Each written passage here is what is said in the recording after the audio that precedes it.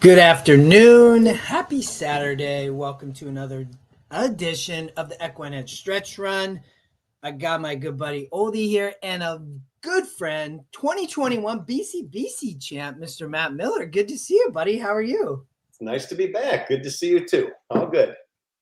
I'm glad you're here. We haven't had you on in a bit, and we were chatting as my Mariners broke my heart earlier in the week. I wish we were still here to talk about that, but we have horses still in BCBC right around the corner next week. I'm assuming you're playing. Are you playing? I'm playing. I'm ready. I'm careful not to get opinions formed too solidly yet.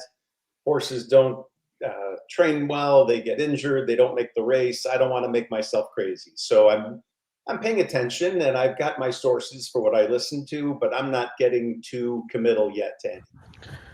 So, Matt, have you heard what we're doing for the EquinEdge Breeders' Cup package is going to be? Let's talk about that package, Oldy. All right. So, as you know, it's often difficult to get opinions and coverage from informed people on the Japanese horses and the Euro horses.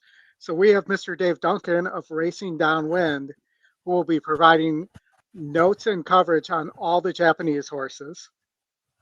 And we have Ian Wilco and Matt Foster, who are both UK-based handicappers, who will be providing notes on all the Euros. We will have notes on every single horse for the Breeders' Cup. Yeah, look, you know my view on knowing what you don't know. And with no disrespect to anybody, to you or to people on your team, those names sound way more like names I'd want to hear from than the regular game when it comes to those. So, and we know Dave goes to Japan and he has connections there. So, and follows Japanese racing pretty closely. So we're excited to have him on board with that he's stuff great. as well. He's great.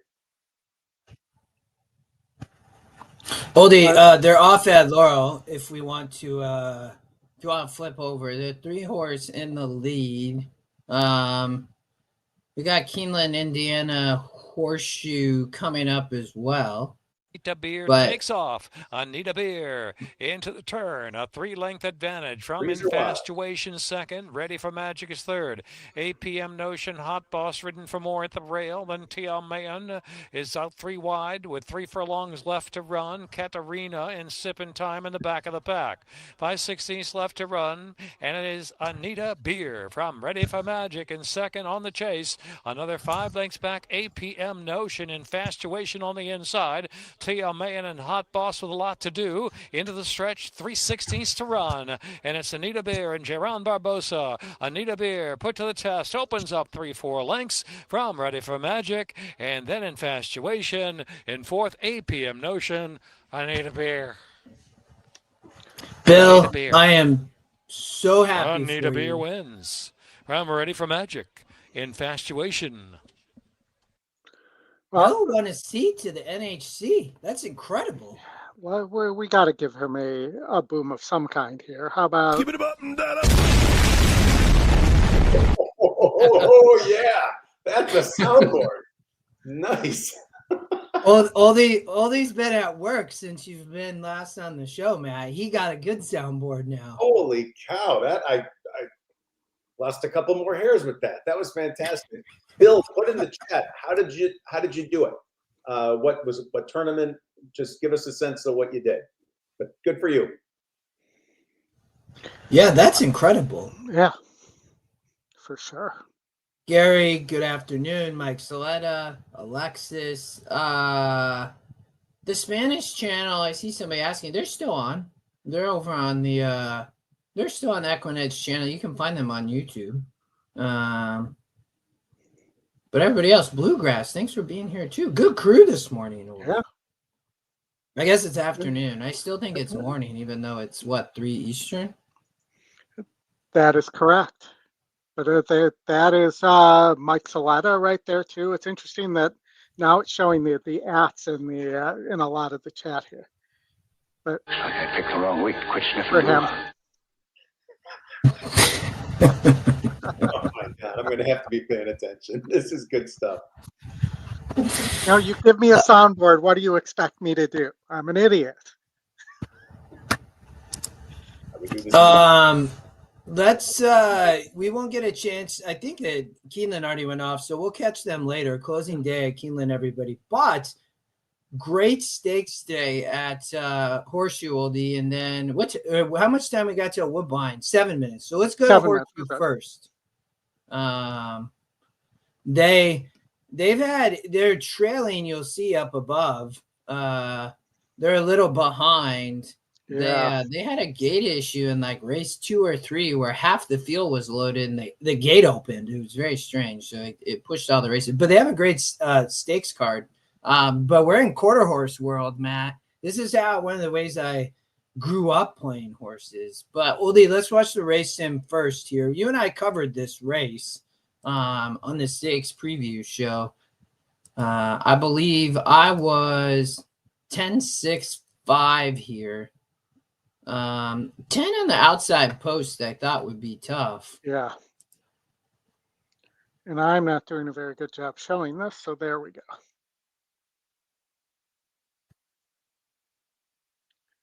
The 7, the current favorite, a little bit surprising. 6 horse wins the race sim.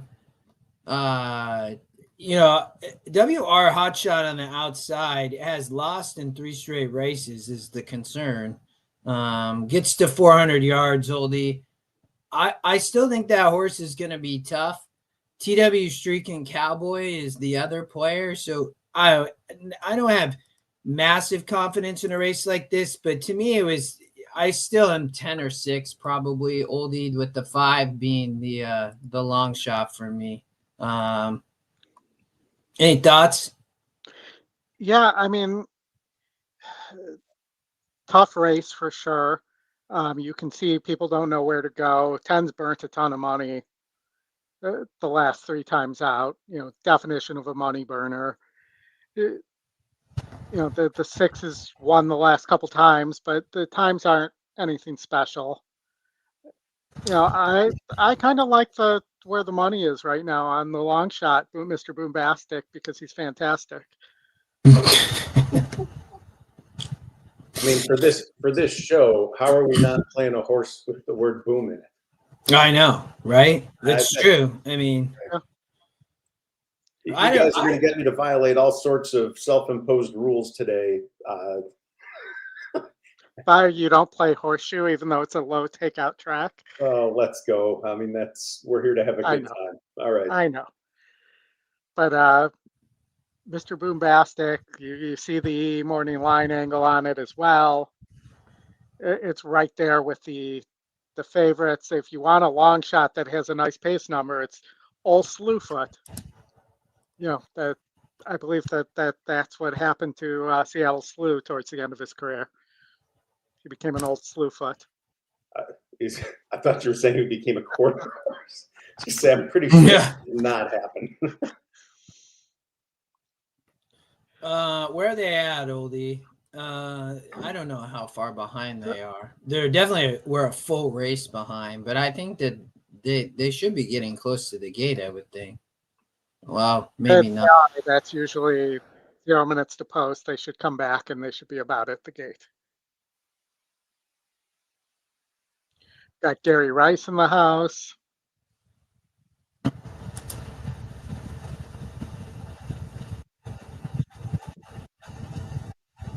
So, Bill, did we see you won a free contest? Is that what happened?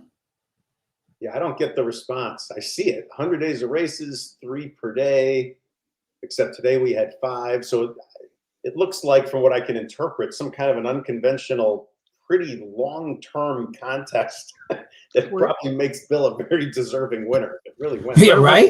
Was that at Horseshoe, Bill? Yeah, that must have been one. They have the tracks, so they have some of those tournaments like that where you play for. I think I did one at Hawthorne once for like a whole meet, and then they give away a seat. You did one at Hawthorne for a whole meet, and you're rhyming there, Justin. A meet and a seat. Yeah, right. It was started in April. That's incredible, Bill. 6 months, man. All right. Well, good for you. You sure feel like you earned it. That's nice job.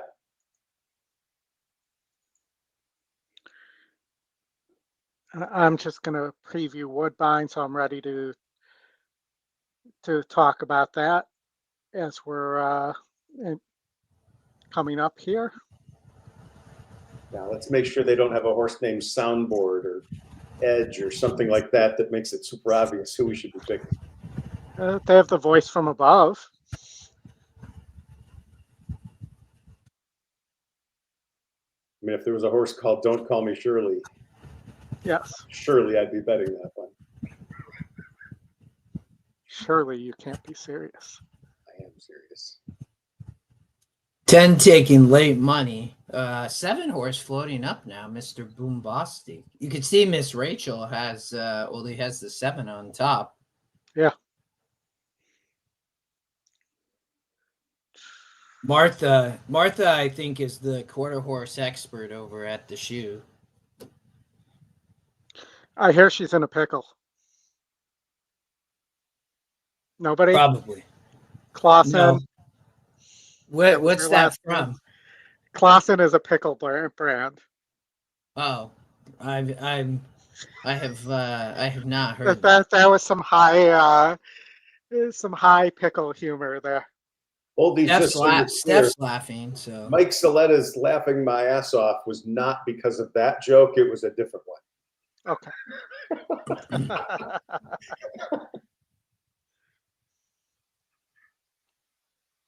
The Horseshoe gonna run right into Woodbine, Oldy. Woodbine might go. Woodbine gonna go off loading Horseshoe.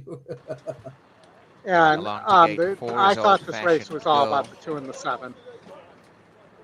The horses have reached the starting gate. Next up is Candace. I still have in, so it's the turn of Galleyhead, Doma Allure. I have an idea what the last Doma Allure was there. Stand by for a start. I have an idea. And Fraser ably complete the lineup. They're set to run. Locked. Off their race, that was a magnificent start, and best into stride, Candace shooting for the lead. Coming forward is Galleyhead, and wide on the track, I have an idea. In between runners early is Doma Allure. They're up by 2 lengths. And lying in behind, a voice from above, Old Fashioned Girl, and off the inside, PS Rising Star. At the back is Grey Princess. Showing the way out the stretch, I have an idea, the outside to try and get away and cross. Galleyhead is second on the inner. A length behind them, Doma Allure as Candace drops for the trail in 4th. A length away, Old Fashioned Girl improving to mid-pack. In behind them, voice from above, Doma, second last, Piers Rising Star, and last of all is Grey Princess. Up the backstretch, 25 and 2, the opening quarter. I have an idea, work to get there. It's got away now from Galleyhead and Doma Allure. Lying in 4th, Candace, 2 to Old Fashioned Girl. And behind them, still voice from above, Pierce Rising Star and Grey Princess. They're bunching a bit. The pace has still been steady and kicking on. I have an idea by a length. Galleyhead's had a very good run in second. On the outside, Doma Allure, Pierce Rising Star, set alight, trying to put some real fuel into the race. In behind them, Candace, and then Old Fashioned Girl, Grey Princess, 3 wide taking off, and last of all is voice from above. They go inside the 3/8, and it's I have an idea continuing on. A length to Pierce Rising Star, waiting in the wings, Galleyhead. A length to Candace, who's come to the outside, even deeper is Grey Princess, and voice from above sets a really good tone, is coming home well and goes to the inside. Many chances, but now Galleyhead's in the clear and pouncing on this leader. Galleyhead has hit the front. I have an idea on the inside. Back in third, voice from above has made ground, and Grey Princess down the outside, thundering on. Galleyhead in front, chiming home a voice from above, and out wider on the track, Grey Princess. Voice from above, trying Galleyhead holding, and Galleyhead has gone on to win. A half a length to 3/4 from voice from above. There were 2 excellent puns about voice from above from the track announcer there. You know what? We all know what a galley is, and I thought you were going to make some sort of a pirate joke in the middle, and I didn't want to miss out. So isn't a galley also a bathroom though too? I thought the galley was like the kitchen on a boat. Isn't that right? It is, but I believe it's also a term for a bathroom. That's really disturbing when you say what happened in the galley. For the judges after the governor's stake final. Here I mean, those are not 2 things that I'd want to confuse. Look at that, 6'10", just like six we by thought. a mile in a Yeah, quarter 6 horse race. smoked them. Mm-hmm. All right, Duncan, good to see you. Mr. Duncan. We got the big A in 2 minutes, Oldie. Why don't we here? I'll share, and then we'll go to Gulfstream. But we can go to the big A real quick. I was trying to, you and I, we covered this stakes race. I cut. You're not showing. You're showing. No, yeah, I am. You just hold on, slow down. Sorry. Let's watch the race sim real quick. I'll make this wider. We did cover this. Yeah, this is the. Actually, I don't have to make it wider. They off it. The 8 and 6 have no speed on the dirt. Bernie's takes charge was the morning line favorite. We got about a minute to post. I think I believe I was on the 5. You were, yes, and I was on the 2. I was 258, I believe, or 256, I believe. I love the price of the 5. Wow, 3-1. I think I'm just going to play a straight exacta here, or a boxed exacta here of those 3. Justin, do me a favor and do a quick click to the 8th, just to give me a peek, and then we can come right back to the 7th. No, yeah, you're fine. I mean, that horse coming off the pace. The 8th race. Oh, yeah. Just a quick peek. No, yeah, you're fine. The 3's, the 3, Oldie and I love the 3 there. Got it. That's what I was looking for. Thank you. Yeah, we both we covered they have a good state bred stakes card, and my main squeeze I thought could beat Sterling Silver. Sterling Silver, the top pick in race 8, but you and I both were on my main squeeze, so. But and my main squeeze also trips one of my E models too. That horse should do very well in the next. Who's taking money here? Oh, well, not really. I guess just the 4. Yeah, 5 not taking much. Boxed Wine was more of a try play, I thought. I'm not sure that horse there's enough. I don't think the pace melts here, but I'll get the sound up. The 2 took some weird money in the multis. So the 2, 4, and 5 are very much on equal footing, I'd say. Yeah, it came out of the personal enzyme last out. That was way too tough. I mean, it's dropping 16 points in SOR, and you look back at those state-bred stakes races. I mean, those fit here. I mean, one in a 68 on the lead. Mm-hmm. This horse needs the lead, though. I think the 5 being outside the 2, I think is going to hurt, but we'll see. I should have sound on. Oh, here we go. Box 1. Can you hear? Yes. Midnight Concerto. Yes. Goes in. All set. And they're off. Jeez. That's double the start for Baltalina. It's going to be the early trailer. Sweetest Princess has asked for early speed, so as Bernie takes charge, and these 2 go at it in the early stages, head and head. Just off of them is going to be a Viamente. Outsider here is going to be stalking from 3rd, is trying to take back now. Is Jose Lascano and Sweetest Princess, noticing that fast early pace, is trying to take back now. Here is Bernie takes charge, and immediately Viamente is ready to bounce on this leader. That's sub-ideal, Justin, for a lot of pace on here early, 23.77 for the opening quarter mile. Taken back will be Sweetest Princess. Is back to 3rd as the front 2 are in a pace duel now, and they are 5 lengths in front. K-Cup is a well-settled 4th, and behind them, that's going to be Boxed Wine. Baltalina has made up some ground after that beginning, and the trailer of the back end of the field is Midnight Concerto. The pace duel continues. Bernie takes charge with a half-length advantage. Viamente and the front 2, 6 lengths in front. Sweetest Princess is alone in 3rd. K-Cup now gets the hurry up here from 4th. Baltalina starts to rally on from 5th. Boxed Wine is dropping back, and Midnight Concerto is the trailer. starting to slowly cut into the margin of the top two. Bernie takes charge. Viamente, 111.64 for 3/4. And here comes Sweetest Princess, who's now chasing. K-Cup is towards the outside. Valtellina, Dylan Davis, they're taking the inside route, and Valtellina is the one who's showing the most run right now. Valtellina moves to the outside. Bernie takes charge, and Valtellina is sprinting after this leader now.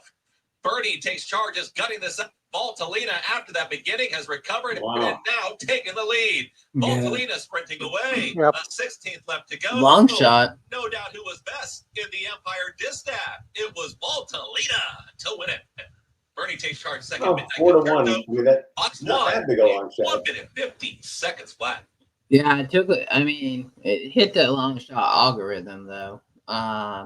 Third pick there. So all right, Oldy, we're moving on to Gulfstream Park. So you thought that you could play the pick 6 today. I thought you could as well. My ticket is not that much. I have this first race I thought was tough though. But I think the ticket I know that for everybody the ticket generator wasn't working. It has a little bit of a flaw, so I know they were working on it. It's still does not appear to be where it should be. I'm gonna put I'm completely spread. My ticket's $38. It has 3 singles. I'm spreading this race. Oldie, did you have an opinion here in race 6? I like the 7, La Rodada, who's 4-1 currently, and the 6 was another horse that I like that's getting bet. That's my top pick. Look, that horse is even money. That's crazy. Somebody bet a ton of money on that horse. Wow. Or somebody knows something. Well, it has good works. So this isn't super surprising. I mean, when you go down here, I mean, it's working well. It's fit. Trainer and Ocasio rides. He rides well for Ramirez. You can see they've hit 3 out of 7 races. Do you guys not pay any attention to signals from the Matrix? I mean, we've been talking Roger, all sorts of airplane stuff. I mean, you got an even money shot with the name Roger in it. Just move on. By the way, just out of curiosity, is this a mandatory payout, or are we? No, we were just talking that it's playable today because you could get a price in this race, which is when you would do that. But now that Dana is 6-5, you may not get a price in this race. Tony, signals. So here, I'll cover this real quick. Matt, I play it when I have a super strong opinion. If I have 3 singles, I will always play it.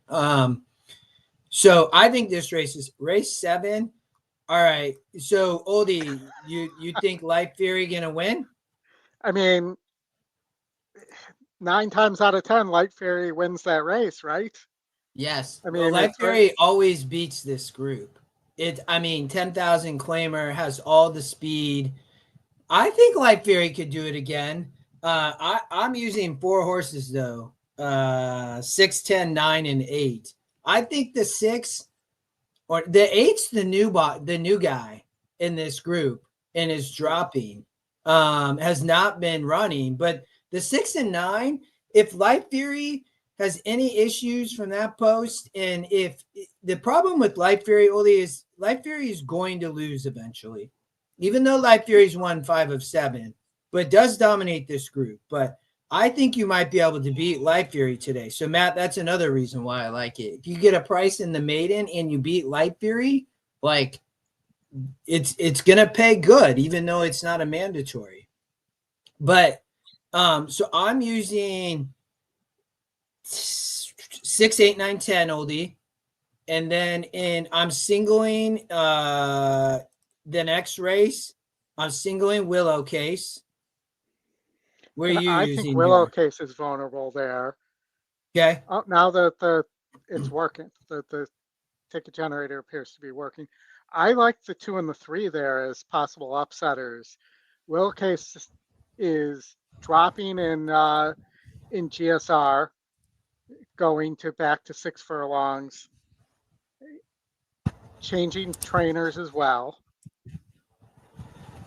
So there's a lot going on there, and I think the 3 may be able to get the lead for Carlos David and just not look back. It could happen. I mean, that is the play. They added blinkers last out. I think there's other speed here, though. You know, in the race sim, I think the 6 is super cheap, has no shot. The 7 should sit a dream trip from out here. I mean, it wins the race sim by 3 lengths. But okay, so that's my ticket. To 28.80. That's a little bit off. 2, 3, 5, 6, 7, 8, 7, 5, 2, 6. Oh, I'm adding 1 horse here in the 8 horse. That's why. So I think for anybody, I don't know, play the pick 5, play the pick 6, play Matt. I'm playing daily double here from, I don't know how much the odds are going to be, but. Well, it's funny. I was going to be a bit of a smartass and say, let's take all the money you're putting into the pick 6 and everything else that I'm seeing in the chat, and I'm going to just bet a couple of daily doubles, and we'll see who comes out better. I don't think those doubles paid too shabbily at all. I took a look already, and I just jumped in. Yeah, no, I think it's good. What about Storm's Wake, Oldie? Storm's Wake. So I'm playing a pick 3 here instead. But I think Storm's Wake could be a single there for sure. I mean, 1 to 2 on the morning line, top GSR, undefeated. We both like this horse on the weekend preview show. Yeah, Nick NYRA is in town to ride. Brian Lynch been hot in Keeneland, if I remember correctly. Like, he's having an outstanding meet. He ships here. You're starting to see horses show up at Gulfstream finally as the championship meet will start approaching. And so Fletcher is starting to have some runners. You see Brian Lynch here.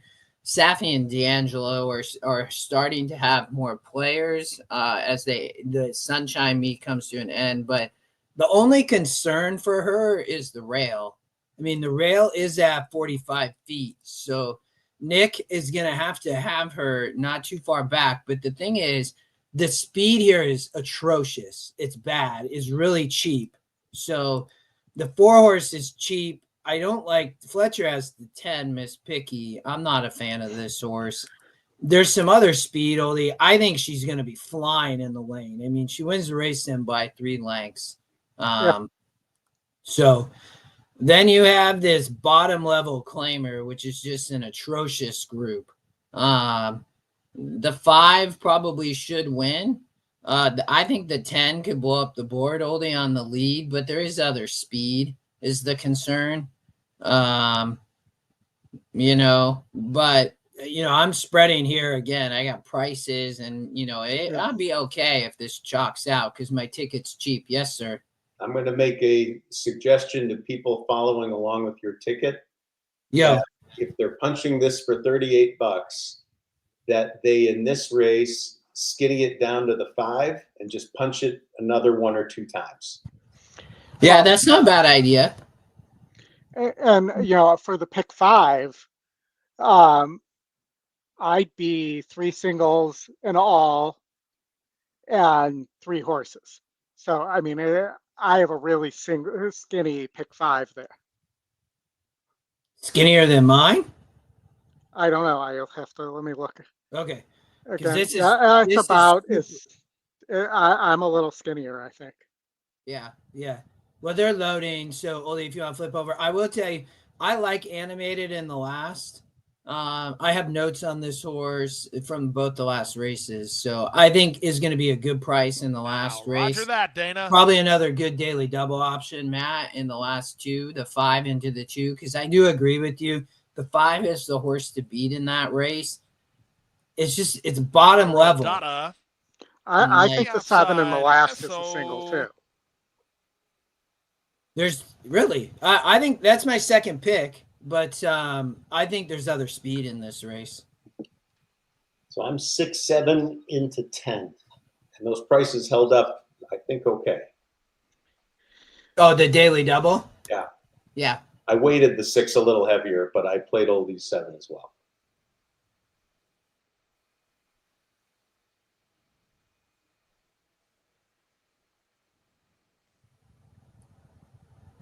Roger.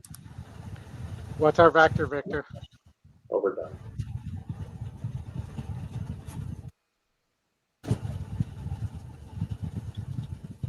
So my pick 5 is $13.50 for 50 cents, by the way. Only the lonely going forward. And then Esso to the outside.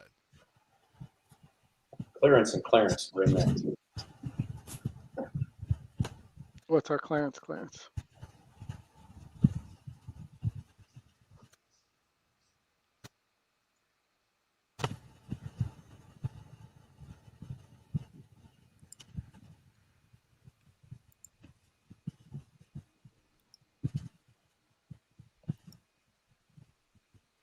And all right, let's go. They're at the post. And they're off. Poor start. Gimme bit. Quick start. Roger that, Dana. Heading off for the early advantage. Playful Pal sent through to try to hold an inside spot, but Roger that, Dana will cross and clear. Things getting tight for If I Can Dream. And Inside's getting destroyed. And the outside is away in good shape, and from between horses only the lonely. They make their way past the opening quarter behind Roger that, Dana. Roger that, Dana by a head. Up on the outside, Esso. Now second, La Rodada. 3 wide, in between horses, only the lonely. At the rail, it's Playful Pal. 3 back to If I Can Dream, Then I Walk the Night, and Gimme Bit is last. They speed past the 3/8, and up front, Roger that, Dana leads by a neck. Esso is second. Looking for room is Playful Pal, and the clear and patient is only the lonely. Roger. Farther out, La Rodada, they reach the top of the stretch through the opening half mile, then went to Roger that, Dana. 46-2 for the opening half mile. Roger that, Dana. Wheels for home, widening on a 2.5 length lead. Only the lonely Roger. is there second. From the rail, it's Playful Pal now third. They're 1/8 of a mile from home. There you Roger go. that, Dana by Roger. 2.5. Only the lonely is second. Then La Rodada and Playful Pal. Roger that, Dana. Over and out. Come on, get some Star Wars by shit 3 in going. the end. Gate to wire. Second is only the lonely. Third was La Rodada. Fourth was Playful Pal. Baby. 111-3. Good one, guys. Thank you. Excellent. Yeah, that was a good firster. Shut up in the picks. Had good work pattern. Obviously took all that action. I'll be curious how that plays in the pick 6, though. It's a 5-1 morning line, so it doesn't necessarily may not play at 5-2. Who knows? All right, Oldie. We have Keeneland race 6, Spun DMC. Oh, you got it. Okay. Yeah, this is a race we covered on. This is the Bowman Mills. We covered this on the weekend preview. You were 3-1-4, and I 3-1-6, and I was 3-1-4. So I only have the 1 left. But I like the name Super Kick for O&G Hardy there, but I just can't get with Spun DMC. Yeah, I was against. 1-1 on the morning line. I'm not surprised that Hardy Lee is the favorite for Ward. Scratched out outfielder, right? Outfielder is going to the Breeders' Cup. What, juvenile turf sprint? Correct, yes. And we'll find out what Wesley thinks of that horse by who's riding it that day. We do have a live race coming up at Laurel as well. Laurel race 8. I'm just going to make an observation at Keeneland that in the multis, and I went back a race to look at a more fulsome board. 1, 5, and 6 are being bet pretty evenly. So I do think if you have a real opinion on one of them, I don't know. I'm not going to start with the comments about prices and movements and whatever. I don't know what price you'll finally land on, but my guess is these 3 should all be pretty tightly bunched. Only that Laurel race is over. Yeah. Okay. All right. Sorry. You're So fine. Keeneland, race 6. I'm just looking at. So Justin, you'd be interested to know that that one of my positive ROI models, actually 2 of them, had Gosker in it. And Oh, really? I like it. yeah, and they both hit it over 60% of the time. Yes, Oldy. I'm looking forward to watching that. So now for me, I guess I have to single Gosker, even though I don't like the horse in my handicapping. Right? I mean, I have something that wins 60% of the time telling me Yes. that this horse is going to win. Why do you have a model if you're not going to listen to it when it's telling you something happens 60%? I mean, there's no reason to have the model if you're going to argue with it that much. I'm totally with you. One of the models returns like 100 and something percent ROI that it trips. So in the data I've been tracking for a little over a month.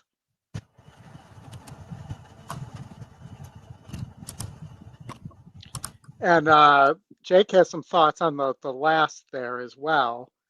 But I mean, I think you could, I think if you get Gosker as a single, this thing could pay for a pick 4 or pick 5 here on closing day as a mandatory payout. They're about to go. I got you. Almost lost the screen there for a second. They're at the post. And they're off in the Bowman Mill.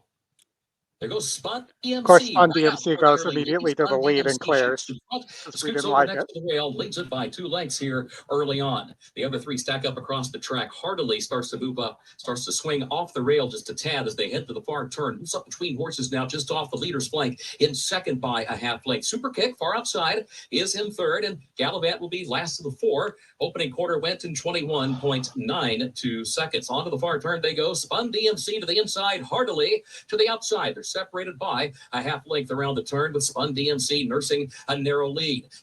Super Kick has moved up a closer third now, just within about 2 to 2.5 lengths of the leader. And Gallivant's going to try to find some running room down to the inside as they move off the far turn. Spun DMC. Now Gallivant gonna win.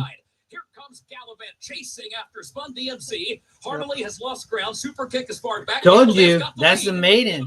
Wow, right by, easily. Gallivant kicking on with a widening 3-length margin, 16th pole. Spun DMC is second. It is Gallivant Luan Machado to win the Bowman Mill. It was Spun DMC home second, then Super Kick and Heartily. So I talked about that horse on the preview show, Matt. It was a maiden, but here's the thing. This horse was in a lot of people don't know about the Keeneland In Today work report. And when horses show up in that, they are most of the time very live. You look here, I mean, it ran on the lead. We can't show it, but this horse ran a bang up race first time out, like ran a bang up race on the lead. And then they come back and they face this short field and outfielders scratch out. Like, I mean, all the money went on the 1 and the 5. And in the 6, though, took a ton of money too. I mean, went off at 2-1. So, all right, Oldie. We got the shoe in Woodbine. Where we want to go. Let's see where they actually are at the shoe. My money is that Woodbine goes first. Okay. Based on where they are. And we didn't look at that horseshoe race, the 9. So yes, let's go to Woodbine. Okay, you got it up. Good. Talk us through this. We got 4 minutes. Good race on the turf. Yeah. Good race on the turf from a betting standpoint, but not so great horse-wise because none of these horses have won at this distance. Many of them, like Myers, 0 for 5 at the distance. Looks like he needs the lead, not the fastest horse here. The one I was looking a little bit at was One More Brew, the 7 horse. Won at 9 furlongs against a similar group, 3 back. Just missed at 10. didn't run poorly at 11 last time out, gets a second shot here at the distance. I think this is a weaker group. So I think at 6-1, 3-1 on the morning line, you have some value and some ability on one more brew. And if this were to melt, I think Ocean Atlantic could run away with this as the only real true closer with some class here. It's a great betting race. These horses are all 4-1 and higher. Just go shopping. I don't know. You need to make it super complicated if you have just one or two you like. Hammerhead's the one getting that does come out of a grade 2, has been placed in a grade 1. So this is a significant drop, but that's another horse that needs something to run into. The 10 horse is the horse that wants to go long. For Drexler and S1 Flores, also the top pick. I mean, and wins the race sim. Good point. And again, both the 10 and the 9 need something to run into. That they do not have any tactical speed. Well, I mean, they're going to have speed to run into, right? I mean, if they don't, then the 8 going to be dangerous up front. But the 8's cheap, though. I'm not even sure the 8 gets the lead. But that's my point, Oldie. Like, I mean, if there's other speed in the 8 there, I mean, they're going to set good fractions. This is 100% to me sets up for a closer. Okay. The 3 horse has interest too. That's the other Drexler with for Ryan 5 at the distance. No, yeah, for sure. Like, I put that horse in like a try though. I'm on the 10. I might put a couple bucks on the 10, but it is a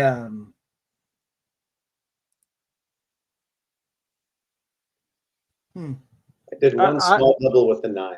That's it. Well, in the next, is there anything that I would tell you to double to? Probably not. Let me tell you what I double did.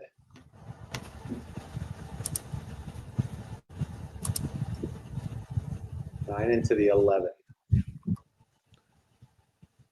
Yeah, it's a tough post going one turn though. Could win for sure, but I'm just saying tough post going one turn. I'm on the 2 closers, the 9 and the 10. Getting 20-1 in the exacta. All right. By the way, my main squeeze, which goes off in 5 minutes, is 3 to 5. Not 5. That may end up being. We'll talk about the. Chris made a comment. I'm in the NYRA contest today, and this may be my key race for that contest. We'll see. I just didn't like the 8. I can't remember the 8's names. Something silver. And so when we had handicapped that race, it was just so logical to go to the 3. If I remember right on the race sim, they were like dominated. Sterling Silver, Martin Alvarado. 9 horse taking money, Oldie. How is the you want to pull up the video, Oldie, on Woodbine? Yeah, they're not. Well, actually, they're going in the gate now. 7 horse taking money too now, down to 3 to 1.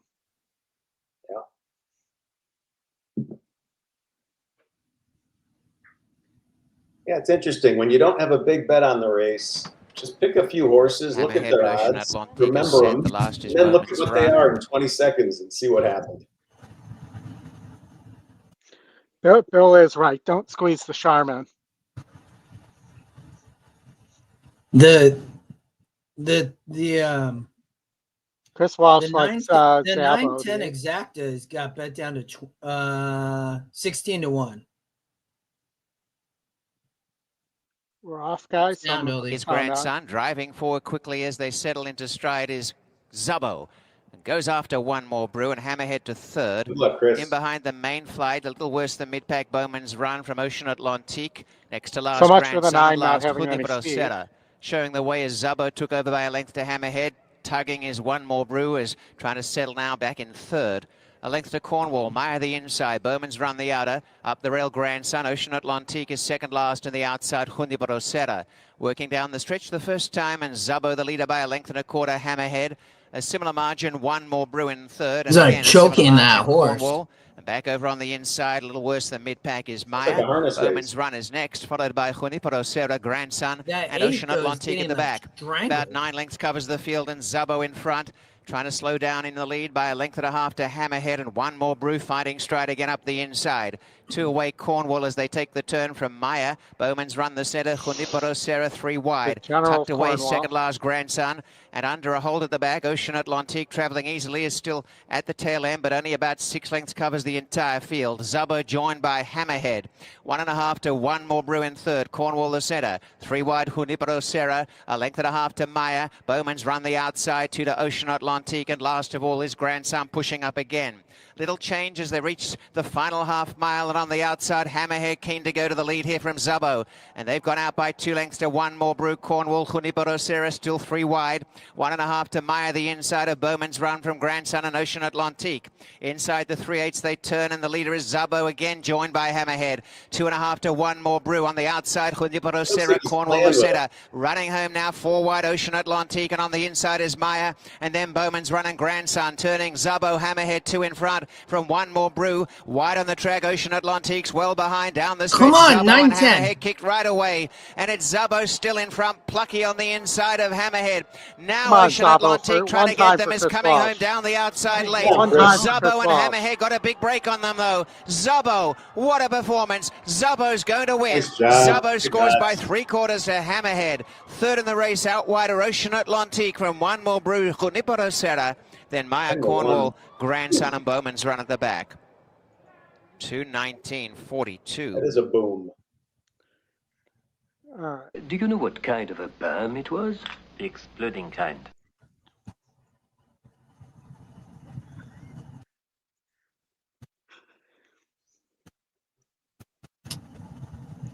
There we go. Horseshoes done, Oldie. I guess we're headed back to the Big A. For my main squeeze. Or your main squeeze, somebody's main squeeze. Here, and let's see, let's just watch the race sim real fast while we were waiting for them to be set here.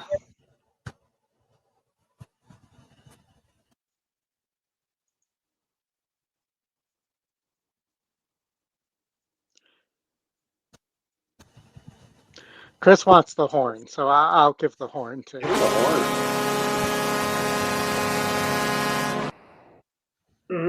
Oh, that's like when they think there's a goal, but there isn't. You got to let that go 3 times, but whatever.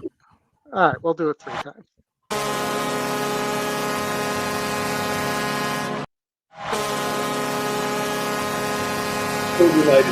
That's a great horn. And that's so Thomas the Train. What happened? I'm thinking more like Big Thunder Mountain Railroad. That's a good ride. Absolutely. One of my favorites. My kids love that ride when we were at Disneyland. I like a 3.7 exacta here. Sunday Girl with KD. I would love to see her run a good race. Horses are at the gate. It's post time for today's 8th race, the 47th running of the Iroquois. $200,000. Let's go with this 3. Set to load. Let's go with this 3. Cupid's Heart. Goes in. Storm Changer.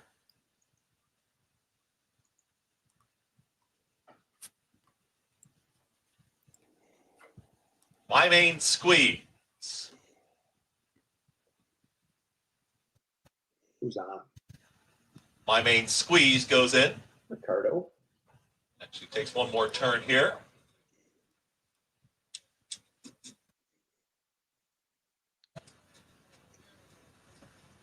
Now my main I speed. imagine Chris, he says he has his own horn. He's like sitting in his car Horn? honking his horn.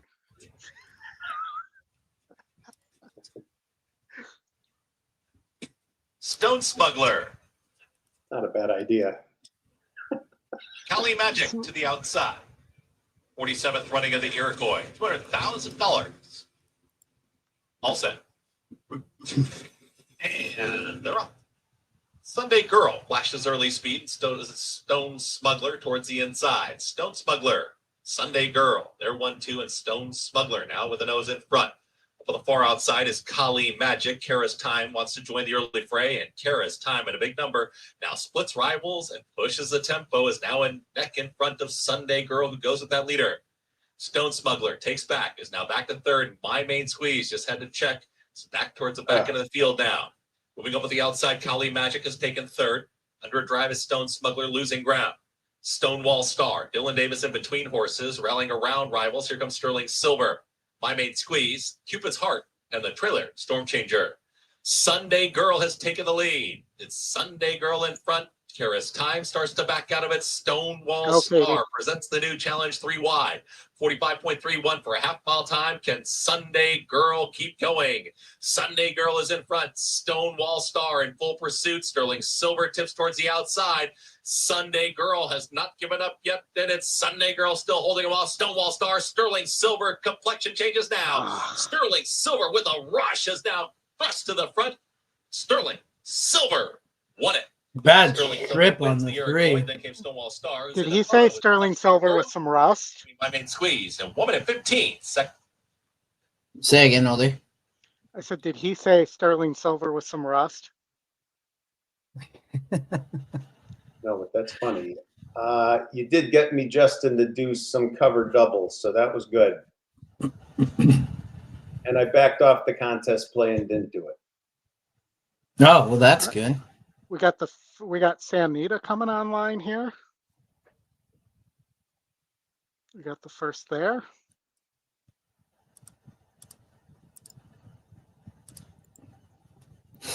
Will it T? Will it T or won't it T? Oldy, will you press play on the race sim? Yeah. I mean, you have a pace square. There's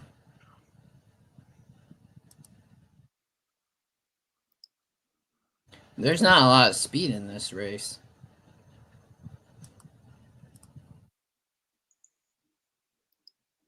I like the win percent on the 1 too. Yeah. It goes from 13 up to 28. I mean, this horse clearly needs the lead, and it finally got the lead and won at Del Mar. You're getting insane value on the 1 too. 7-2 currently off a 9-5 EE morning line. Yeah, and you can probably play this pick 5 pretty cheaply here too, just like at Gulfstream.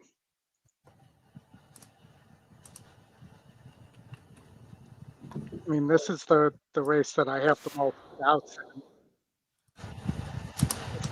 $12.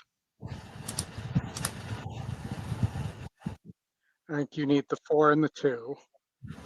I was on Privman. You're on gaming. I'm looking forward to in that race. I'm still sticking with Privman.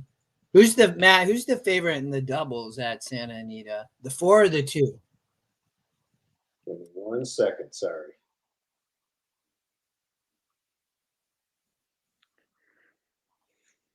The 4-6-5. The 4.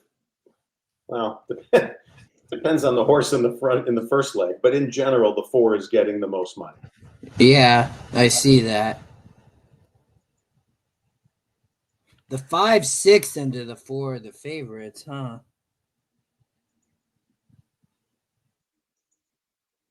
This is an extremely playable pick 5 if you are willing to press. Something like that.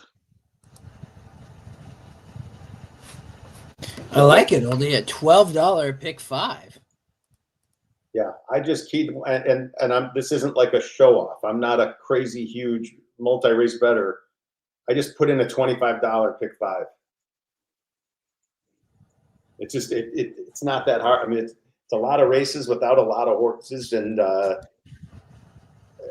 okay, just don't get too spready when there's 4 horses. You can't afford 2 unless you've created massive value somewhere else and you're just protecting. But in general, you can't look at a 4-horse race and say, oh, I'll just get through with 2. No, you're just going to lose money if that's the way you approach a 4-horse race. But if you actually like one, take it. You'll make some value there and move on.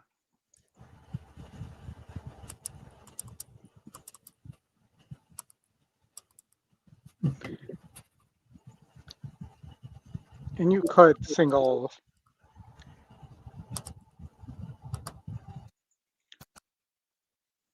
Yeah, I mean, even if you don't want to take your stand here, which is understandable. I mean, this first one's kind of tough.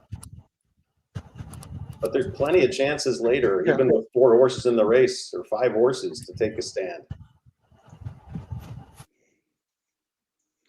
Let me see where they are here. They're going in the. They're loading. About to go. Prince is the 9, and he's exactly in that group as well with Clear Destination, Sunshine Frolic. What is outside the box? The 7 Dixie Priest. I don't know where the 8K win came. And Willie T, also joined by Happy as a Clam in between horses. With Love has plenty of early pace, but is just off them as Time to Shine moves up outside of her.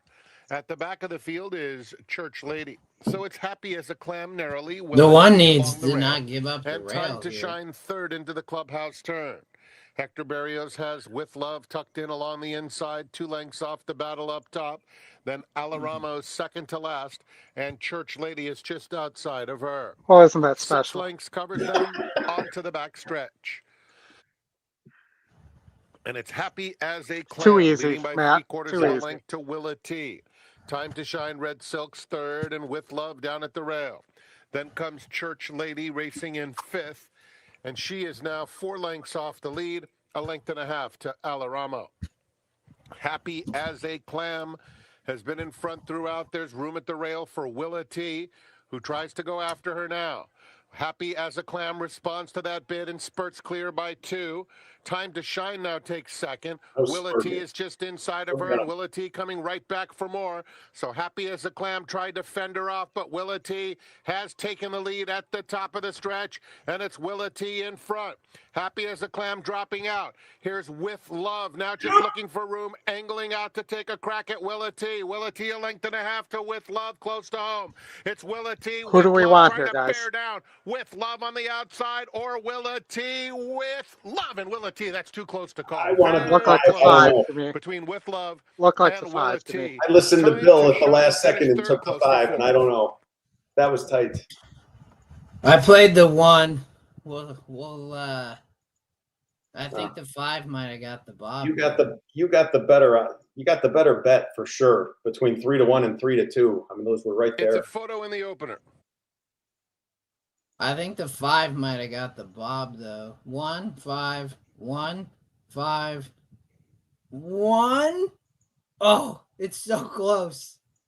That might be a dead heat because the 1 got a good bob, but then I thought the. Look at that. The 1 got the bob right there. 1 got the bob. 1. Oh, I think that's 1. That's amazing. That's just amazing. Wow, that's a good race. Willa T too gave up the lead there and then came back. Yeah, Mike, that looked like the 1. All right, we got. Oldy, we got the Gulfstream. Yes. Oh my God! No one in the chat can agree. It was I definitely think the 1. From that angle, no doubt that the Uno. Well, I'm alive in the pick 5 either way, but little win bet on the 5 would have been nice. Well, with 229 people watching on YouTube, I'm going to ask you to hit the like. There's going to be a steward's inquiry. It does not concern the top 2 finishers.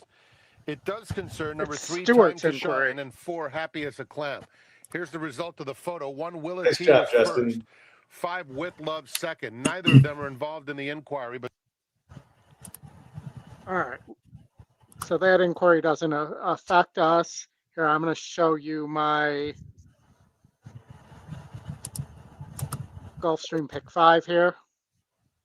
And then you can tell me why I'm crazy, Justin, but that's my pick 5. Why am I telling you you're crazy? Well, because I don't know, you don't like the 10 or the 7. You don't hate either horse. That's not true. No, that's completely untrue, Oldy. Like, I have the if you look at my notes, the 10 is 100% a player. Ski Bum can 100% win that race. That'd be my second pick. So I like they are playing a $13 pick 5. That's amazing. Yeah. Mine's about the same, I think. But I think it's good on a day like this at Gulfstream to press. You could literally play this thing cold if you wanted to try. For sure. You could go 10, 7, 5. I didn't have an opinion in the fourth leg, so I think even the 4 at 10-1 could win that race. Yeah. Yeah. Oldy, you should be aware that in the doubles, the 7 in the next race is such a profound favorite. Yeah. Is that this is another one of those where if you're playing Oldy's ticket, hit it a bunch of extra times with the 7, or just skinny up and drop the 2 and the 3. But or frankly, if you don't love the 7, drop the 7, and you're going to get huge value on the 2 and the 3 if that's what you like. Yeah, but that's going to be a tough ticket to win money on. What I just saw, if the 7 ends up winning, that's going to be a tough ticket. It's just taking way too much money, even with 3 singles, which is crazy. Well, it depends what. Well, because it looked pretty chalky. I mean, in the 10's taking so much money here, but if the 6, 8, or 9 can if the 10 stops, I think it's the 6, 8, or 9. I bet the shit out of the 10. I mean, the horse been dominating versus this group. I mean, Edwin they just send, and the horse loves the lead. Like, nobody ever catches it. Today might be the day, though. I mean, the horse, it's been in such great form. Yeah. It did have that one race that it didn't get the lead. And it always goes. I mean, if Light Fury doesn't get the lead, I mean, if Light Fury don't get the lead, it's game over. But there's no reason that Light Fury shouldn't get the lead here. Yeah. Here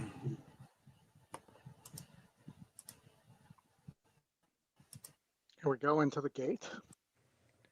No change. Result stands as posted, and the first race was named. That's like the 15th time I've left the audio on already today out of 7 races.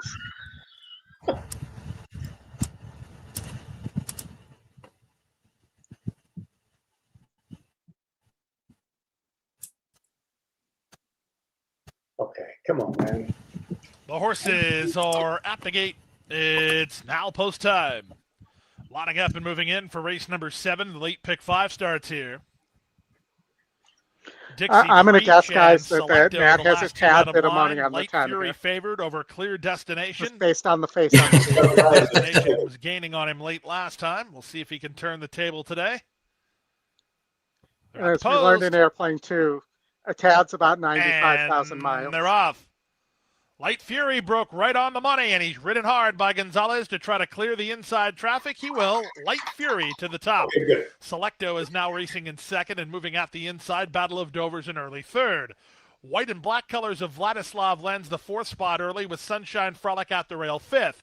In between horses, Clear Destination, and out a bit deep on the course, Guildenstern. Then down at the inside goes Speed Control in front of Salvatore Prince, and Dixie Preaches last. 24 and 1 for the opening quarter. They race into the backstretch now. Light Fury struts his speed on the top end and leads by 2 with 5 furlongs to go. On the outside, it's Selecto toward the inside. Battle of Dover locked up heads apart for second. From fourth, it's Vladislav. Then moving up toward the outside, that's Guildenstern. He's in the purple cap and the white blinkers. Moving out the rail, Speed Control. Then the Hertak duo, Clear Destination and Sunshine Frolic. Lingering toward the back, Dixie Preach and Salvatore Prince. They went the half in 47 and 3. No breather for Light Fury today. He's at the 3/8 in front by only a length. Selecto second. Battle of Dover third. Vladislav worked on by Morelos, but starting to respond into third now. 3 back to the outside, Guildenstern, then Sunshine Frolic and Clear Destination. 3 quarters, 1:11 and 4. Does Light Fury have anything in the reserve tank? He's gone pretty quick. He turns for home on top by 2.5. Toward the inside, it's Battle of Dover. To the outside, Selecto. Widest of all, it's Vladislav. They're 1/8 of a mile from home. Light Fury tries to buckle down. From the inside, it's Battle of Dover. From the outside, Selecto. That's Light Fury who pins his ears. He's very game, and he's up to the task. Light Fury wins. Good battle for second. Battle of Dover or Selecto in 140 and 1. I hate that. Boom. Woo! Good one. All right, Matt, I played a $5 cold pick 5 just for you with Light Fury, so we'll see what happens. I played mine as a $2 pick 5. So. And he said that the race call, does he have anything left? And like, come on, be more positive. He's a nice horse. We're talking 10,000 claimer, and he continually just faces the same group and does the same thing every time. He just, sometimes he wins by more than that, though. But yeah, he typically runs Justin 47. Yeah, something for that opening half. It's clockwork. It's so crazy, but I mean at a 10,000 claiming level, it's not surprising, but I love it. Let's keep rooting the favorites, Matt. Yeah, Smash City, and I also got in a double with that 7. I mean it pays. Oh, nice. Yeah, it pays pathetic, but it's still going to be better than my win odds. So we'll see what happens. Keeneland, I got video, Oldy. Okay. I kind of like your old friend, the long shot here, your old friend Belbiv and Cherie DeVoe here on Sweet Serafina.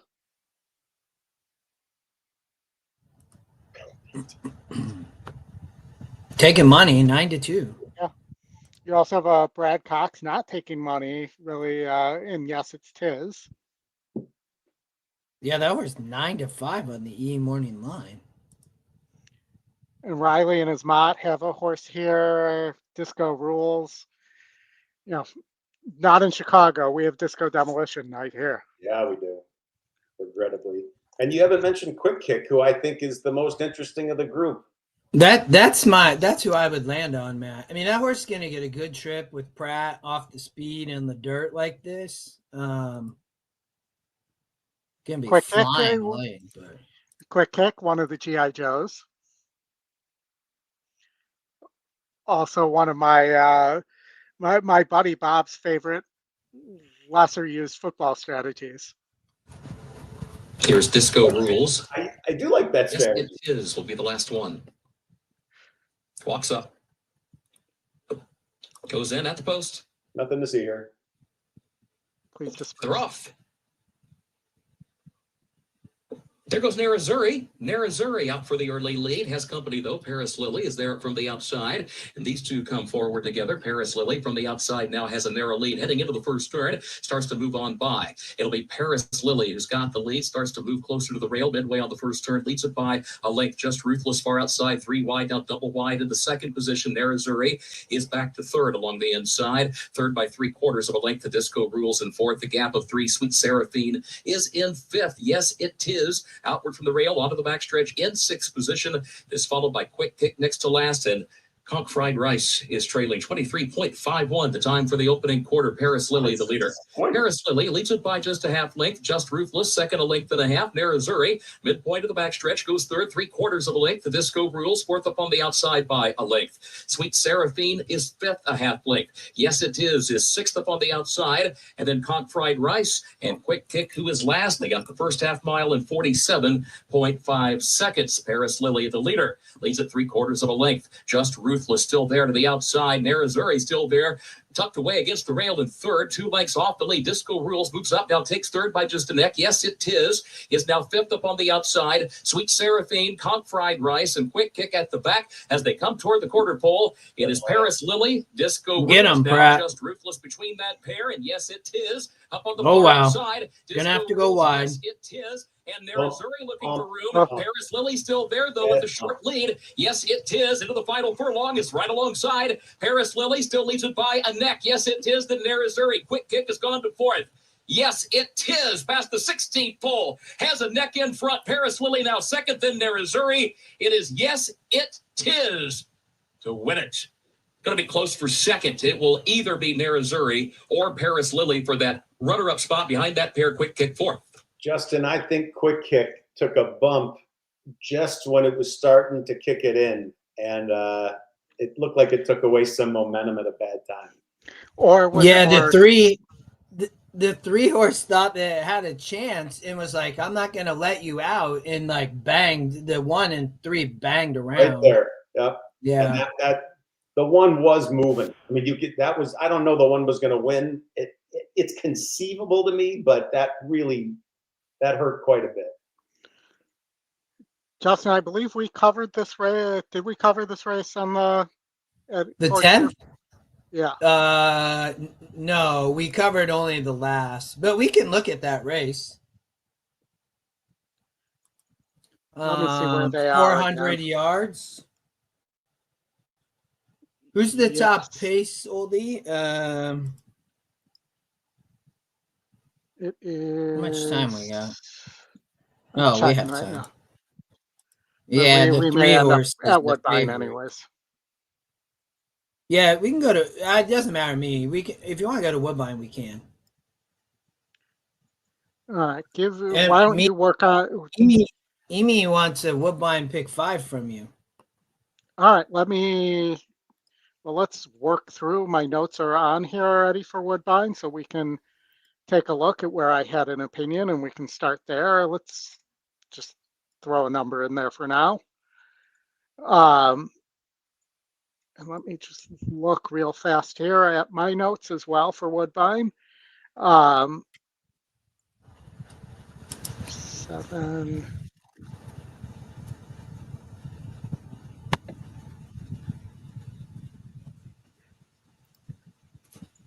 All right, so let's look at race 9.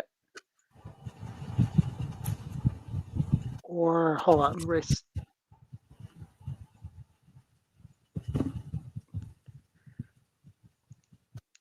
10. I like this 10 horse, the Scotty Longshot Vanity here in this maiden special weight. That this might be a potential single to get at a price over the other Cassie here, even though the other Cassie is going up in GSR.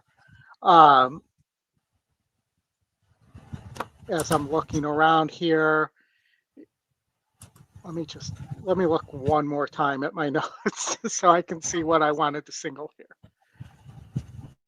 Woodbine 8. Woodbine 8.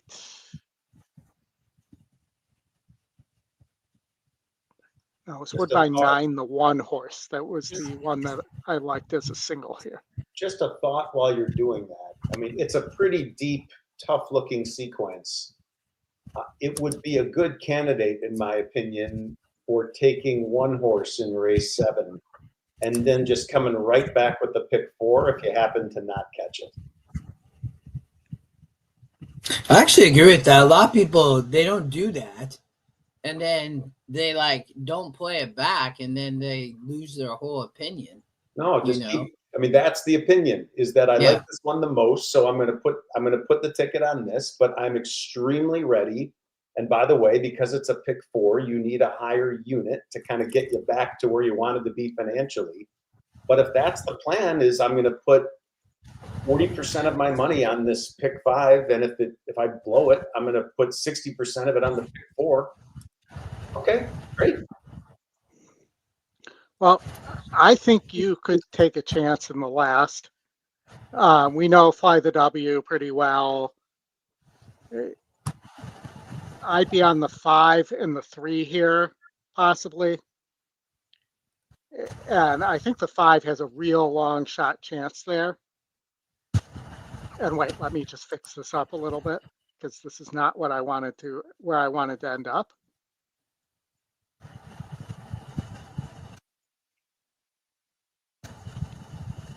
And you could end up with something like this, and this could pay.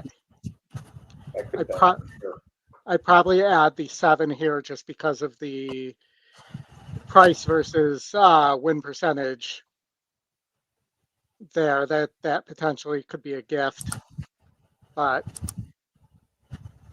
you got about 20 seconds because they're loading. All right, well, I'm not going to get this in, but that would be what my play would be with the 20-cent base. So let me get the screen up for everybody.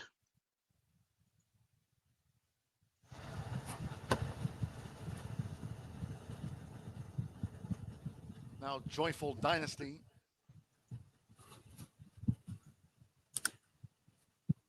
Is this the track that has one of the things they flip to is when the horses weigh? Swing Dreams. Like we need to know horse weights. Oh, come on. You know you're keeping, you know you got a chart there. I'd be so embarrassed if I went up between starts. When I first started playing, they have they don't have a ton, but they have like off-track betting spots here in Seattle because Emerald way down, right? But you play online, obviously.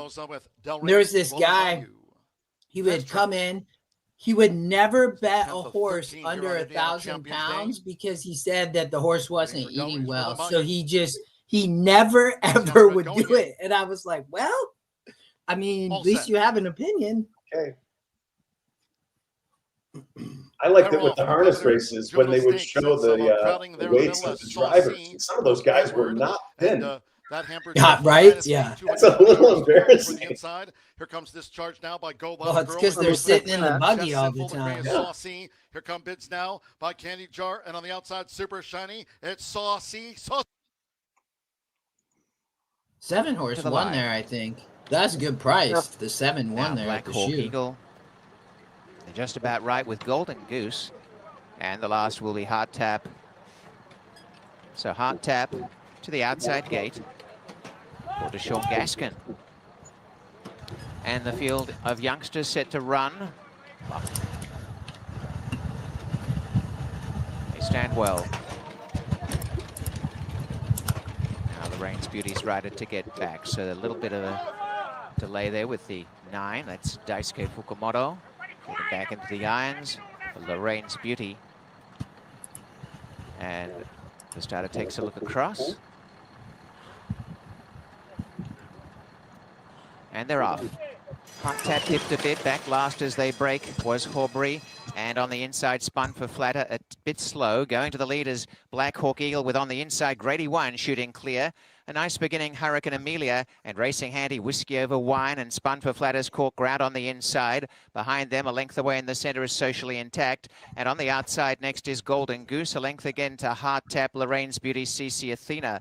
A long way back is I'll Be First. And last is on the inside, Horbury. Showing the way, Grady 1 got out to lead by a couple of lengths, Whiskey Over Wine. Spun for Flatter third, a length and a half, Hurricane Amelia. Over on the inside, pushing up is Socially Intact from Golden Goose, the center. On the outside, Black Hawk Eagle, 3 away came Hard Tap, and on the inside CC Athena from Lorraine's Beauty. On the rails, Horbury second last, and I'll Be First is not first, is last. They come down to the 5/16 and showing the way, Grady 1, Whiskey Over Wine pushing in second, still 2 behind. Spun for Flatter third, and Golden Goose trying to run home with Socially Intact up the inside from Black Hawk Eagle. Hurricane Amelia's dropped off, and then came Hard Tap. They haven't got near Grady 1. horse going to be tough to Grady catch. One still 3 in front. In second placing is Whiskey Over Wine on the inside. Spun for flatter from Black Hawk Eagle, who's coming on pretty well now. Black Hawk Eagle showing a bit of acceleration, but Grady One holding out from Black Hawk Eagle as they come inside the final 16th. And Grady One drifting about, but goes on to win for Slade Jones. A length and a half. Black Hawk Eagle, Heart Tap, flew home for show. Then Whiskey Over Wine, Spun for flatter, socially intact. The rest headed by Golden Goose and Horbury, 125.99. You know, one thing that I like at Woodbine is they put that graphic line where the camera is, like, and it's just a graphic. But I'm surprised that there's an objection, Mike. 7 and 9, not on the winner. Wow. Good Lord, what is going on in there? Good Lord, what is happening in there?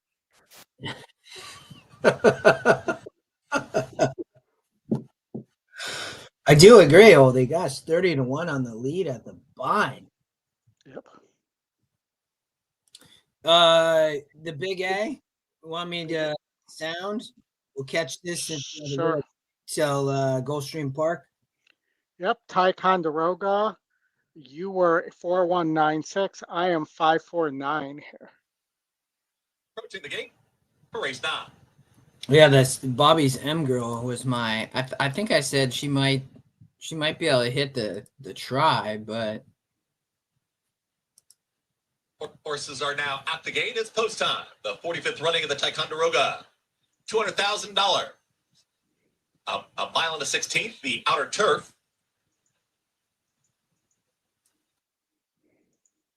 And the field is set to load.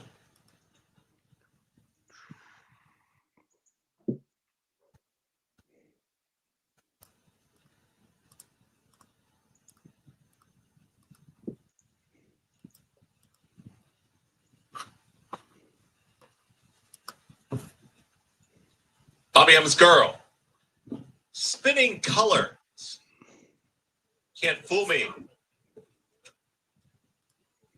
Racing Color.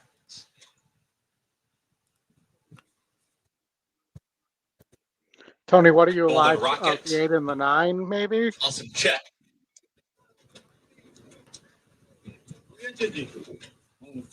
Rock Nardini. Last load to the outside. Rock Nardini goes in. All set for the Ticonderoga.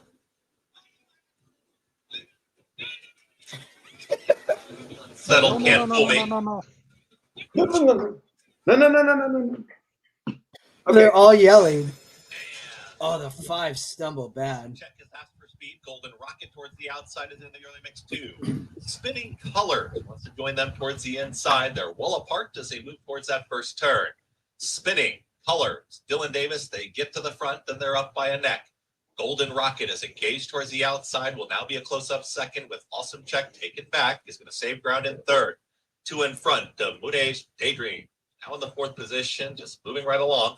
4 lengths in front of Racing Colors, who's now a half length in front of Gallant Greta. Another 2.5. Back to Brock Nardini towards the back end of the field. Bobby M's Girl with Can't Fool Me. Well spread out here as they work up the backstretch, 24 seconds flat. The opening quarter mile, Spinning Colors in front. Golden Rocket right there in second. Awesome Check, saving all the ground in third. Starts to move forward with less than a half mile to go. Moonage Daydream is towards the outside of them. Here in 4th, they are now 4 in front of Gallant Greta, who starts to rally on from the back in Racing Colors. Brock Nardini is following them. Bobby M's Girl is going around rivals now too, and Can't Fool Me is the trailer. 47 and 4 for half mile time. Spinning Colors still there. Here comes Moody's Daydream, 3 wide. Rocket Gallant Greta now emerges on the scene, is in 5th. Nowhere to go yet. Awesome Check. Santana looking for a way through. They reach for the top of the lane, and here is Golden Rocket, who sprints for home. Awesome Check gets a green run. Come on, 4, get through. Right through it.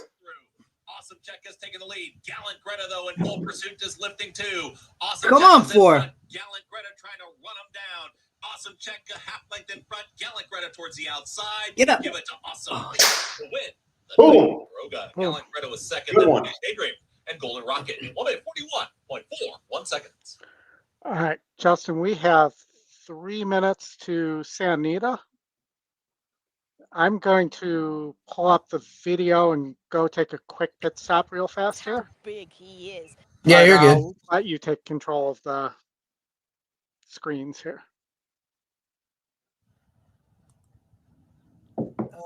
Race 2. Nice stakes race. 2 Bobby B's. Privman versus Gaming. Privman taking all the money, man. Let's watch the race sim real quick. I don't even want to watch. I don't even want to watch the icon of Gaming. That horse is so nauseating to me. Yeah, Oldy was. I just couldn't. I just thought the 4 are going to be better, but we'll find out. I would have paid anything to have Gaming draw the rail and scratch again here. I mean, I wonder right now that if Pony Express straight scratches, will they also scratch Gaming at that point? Yeah. He technically has the rail. I mean, it's the lack of sportsmanship, I think, is just so awful sometimes. I mean, Privman didn't run in the Goodwood, but that was a grade 1. They find a much easier non-graded stakes here. And I mean, I think this is the Bobby horse. I mean, JJ rides here. He rode both wins. I mean, he's hit the board in 6 of 6. I mean, taking all the money. Morning line so good. 4 to 5. Currently bet to 3 to 5. The one horse the morning line didn't like at all, but that horse still taking money. Then you have Gaming. You're gonna be up there.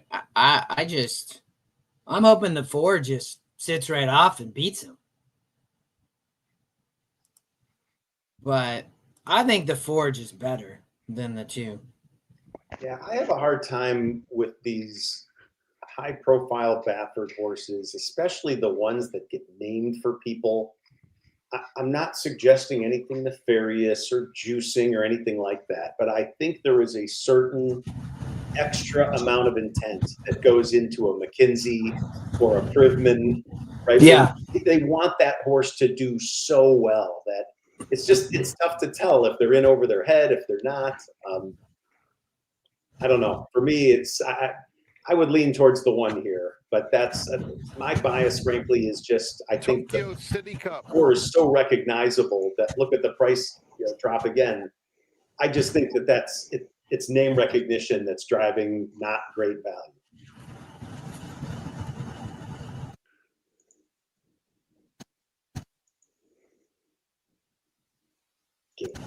That horse better not win.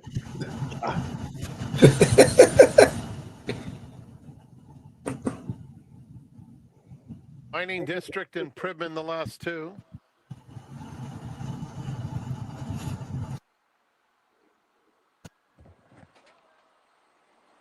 We're in the gate.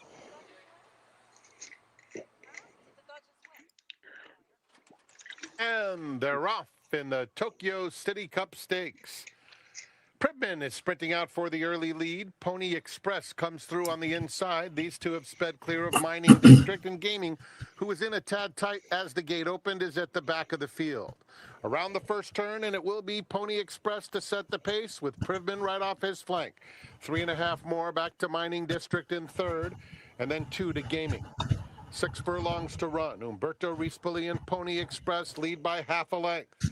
Juan Hernandez and Privman second. Now it's 6 lengths back to Mining District, and Gaming inching up outside of him. 4.5 furlongs to go. And Pony Express, the controlling speed, leads it just under a length to Privman. Now it's 8 lengths back to Gaming in third and Mining District. It's like life is good in change flight in the line. running order. Pony Express remains the target to the 3/8 pole. Privman 3/4 back. Hernandez asks him to get closer second. Gap of almost 10 to Gaming by himself in third, and then Mining District. 1 looks tough, man. 5/16 mark. Pony Four Express. scrubbing. Well, the jockey's not moving, and the 4's more than 2 shoving lengths as hard on as he Privman. can. Another half dozen to Gaming in third. They're at the top of the stretch, and Pony Express with a 4-length lead. Privman trying his best second, followed by Gaming in third. Mid-stretch, Pony Express in front by 4 lengths. Pridman is giving it his all and taking a Oh, wow. And here he comes. Here comes Pridman. One's out of gas. And Done. Pridman runs down Holy Pony cow. Express Holy to cow. win the Tokyo City Cup Stakes. That sucks. Gaming finished third. He just threw it in the towel. I mean, he looked like he had such an easy lead, and you had all this horse, and it completely stopped. No, look, this is when people who are handicapping really doubt whether or not it matters that a horse is going a mile versus a mile and a 16th. Mm-hmm. This is what it looks like when it's a 16th or an eighth too much. it's the horse just doesn't have it. And yeah, I mean, the horse is like he wasn't just walking by the time he finished at that point. Yeah. So, wow. Well, I was getting psyched. I did. It was the only leg in my pick 5 where I was sloppy, and I did in fact take both of those horses. I was psyched that the one was going to get it, just figuring my price is going to be a lot better. But honestly, if you had played Pridman at 4 to 5, I don't think that was a bad bet at all. No. 3 to 5 entering the gate, you don't know if that's going to be 1 to 2 or 4 to 5. So that can get a little scary. But at 4 to 5, the way it ended, good for you if someone played that to win. All right. Speaking of chalk, Matt, the 7 Willow case is 1 to 5 right now. Yeah, I need that one on a huge double. I just thought, well, you're getting 3 to 1, not bad. Willow case, I mean, this is such an easier group. I mean, this horse comes out of 2 stakes wins, man. I mean, it's 68 and 70. I mean, not to say that like Evolution and Fly Life might not be okay horses, but I don't know. I just thought Willow Case towered. We go down to the 7 real quick. I think I put a note on there. But I thought that the 7. You just scroll down a little bit. Yeah. I mean, this is just an easier spot. I don't know how Connections. I mean, they just get lucky that they fall into this allowance condition. I mean, it's like, but I think they're just cashing a check here. I mean, maybe it's famous last words, but we'll see. Yeah, no, I'm with you. We'll see. Do we think anything of this trainer change though? No, that's an upgrade. I mean, I think that's fine. You know, I mean, they're both small town barns, but look at Brady. Brady hit it 18%, Oldy, over 100 runners. I mean, if I had a trainer that hit it 18% with a sample of 100, that's great. You know what I mean? Minguet doesn't hit. Minguet's an even smaller barn. So I wouldn't be concerned with that, in my opinion. Okay.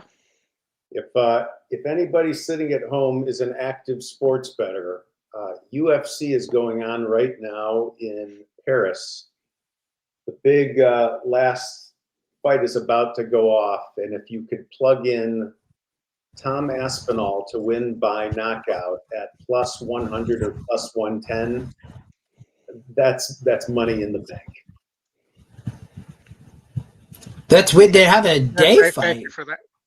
Well, it's in Paris, so what is that? 6-7 hours later, and you know, they're entitled to have a fun Saturday night instead of catering to the U.S. market of making them fight at 4 in the morning or whatever. So I kind of like it though. I mean, that's nice that sports are changing up a lot. Like you can see, they're trying to find other times on some of this stuff. Honestly, I think it's more an accident. You know, when COVID hit and the UFC stayed alive by going to Fight Island in Abu Dhabi, we ended up being treated to a lot of fights that were during the day here. I don't think they were doing that to be nice. I think that's just based on the timing of when they were able to run the fights there. So very interesting here. Take a look at the pick 3 Will Pace. At Gulfstream? At Gulfstream, yes. that does not match up to me with a $2.90 double to the 7, especially the difference. No, but Oldy, it's because remember I said to start the pick 6, the 6 horse was 5-1 on the morning line, but then went off at 5-2 in that maiden race and took all that money. So the 6 horse played way up in a pick 3. Well, Oldie, I could make this very easy for you because I do know for a fact what happened. I am the person who overbet the double. Okay. Well, you were telling us that the double was such, but what I'm saying is there's basically a little over a 2.5 to 1 difference between the 7 and the 3 in the pick 3. Right. But that's what it would look. And if you backed out my double, I think it would look about the same. Okay. You think that would be about $8? It would be, yeah, it's a huge difference. I'm good for about a third or half the pool, I think. So there you have it. We're breaking news on the stretch run. That is not a birdie, a caw, if you will. That is Matt Miller.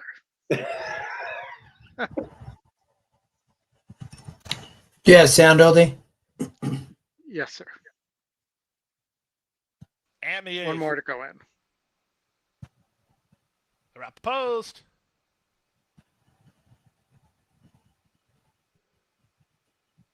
And they're off. Willow Case gets away cleanly from the outside draw, but she's not first into stride. That distinction goes to Evolution. She's taken on by Fly Life, who's on the move, and Triple Threat is on their outside. Back from there, Dakota's Little Aurora races together with Nor, and Willow Case is toward the back of the field. In fact, she is one of the last ones here in the run to the half-mile point. With the advantage, Fly Life on a nice hold from Camacho. They're a length and a quarter. Evolution second. 3 wide, Triple Threat now third. Nor is there fourth. Willow Case does not look comfortable to my eyes. She's hard at work while toward the back of the field. Yeah, something wrong. Not kicking in. Dakota's Little Aurora at the inside through a 22-1 opening quarter. So it's Evolution who blitzed on Fly Life and now has a 3-length lead. Zayas tries to get away on Evolution, who's a quarter of a mile from home. Racing in second now is Nor at a big price. Back to third, Fly Life. Willow Case trying to salvage something, but it's impossible to win from there, and they're in the drive. Evolution made a bold bid around the far turn, and it's a winning bid with an 1/8 of a mile. Come on, the horse's name is Evolution. You couldn't come up with something better than that. Arundel Farm. It's Evolution to kick off. It advances the breed. Nor is second. Hello. Case. I'll take the boom. I had a $2 pick 3 there. Fourth in 111 and 3. To the 3. Sorry, Matt. Once in a while, I have to get one on you. Well, look, one of my rules is not to bet Gulfstream. It's I'm not going to say stuff that gets me in trouble, but that's just not something there wasn't kosher. That's all I can tell you. That doesn't make any sense. Well, yeah, that's weird, but stuff, crazy. So what? That paid me, hold on, that nice like job. an $88 pick 3. I'll take it with the 10 there. I'm alive. Got to get the second single home in the pick 5 now. But I got myself paid in between then, which is, Matt, I think something you want to do, right? Absolutely. Nice job. All right, we're going to the Bryan Station Stakes at Keeneland. Here,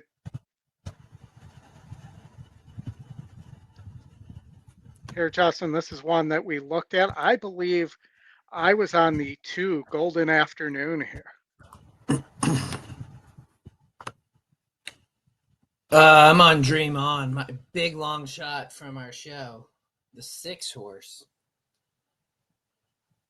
I thought this race so competitive. I thought it was probably. I didn't look at all of the Keeneland card, but I definitely thought.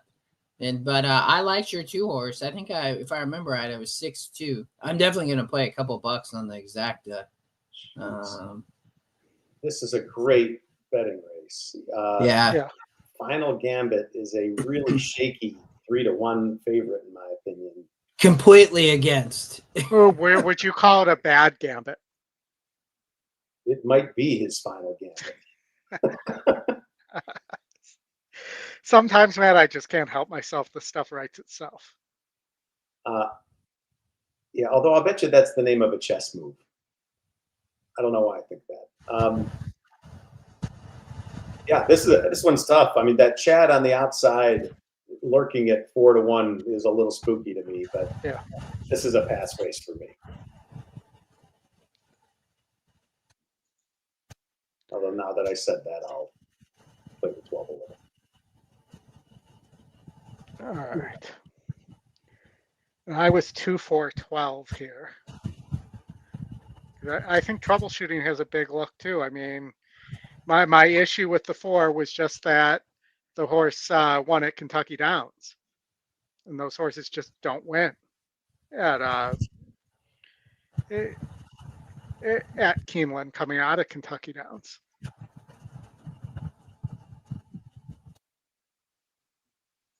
No, and it's funny, just plugging in a couple of doubles, you know, a simple little 2x2 for not a ton of money. These payouts are all spectacular, all of them. Like I had to look again at what the projected payout. I couldn't believe how much that was for the denomination I was betting, which is not a high denomination this race. These are all nice payouts. Mm-hmm.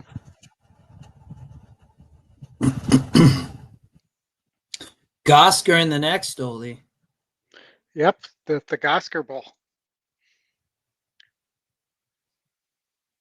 And like I said, I had something saying, you know, my ROI model like Gosker, but I think Hitchell or Dragoon Guard wins that race from my handicapping. So we'll see which is right, my the model or the bad handicapping. There's a question in the chat about who won at Laurel. Thankfully, I do speak a little Spanish. The El Numero Dos. Is that like, I know a little German. He's seated over there. There's your results from Laurel.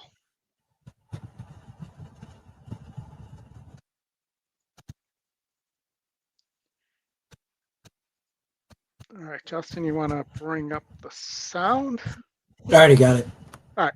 Sorry, I just didn't know where they were because they're loading. It's hard for me to look at multiple things. As my wife would tell you, walking and chewing gum. Breathing and yes, anything, right? Antisocial comes forward along with Simulate. Plensa walks up.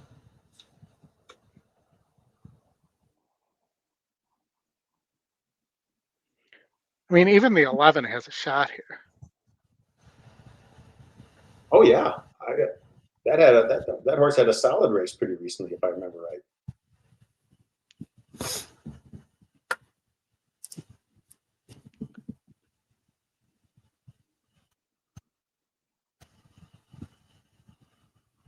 Troubleshooting goes in. Final game. Did they try turning unplugging and plugging it back in? Here's Dream On. Troubleshooting. Turn it on and off. 12 don't want to load.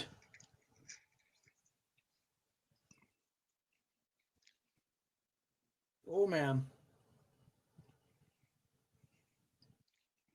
We need like an AI talking horse on this show to be able to express what those horses are thinking right now.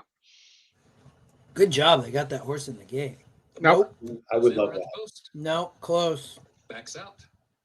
Come on. Again comes into the gate. There we go. Ready for a start. Bryan Station. Ooh. Plensa a bit fractious.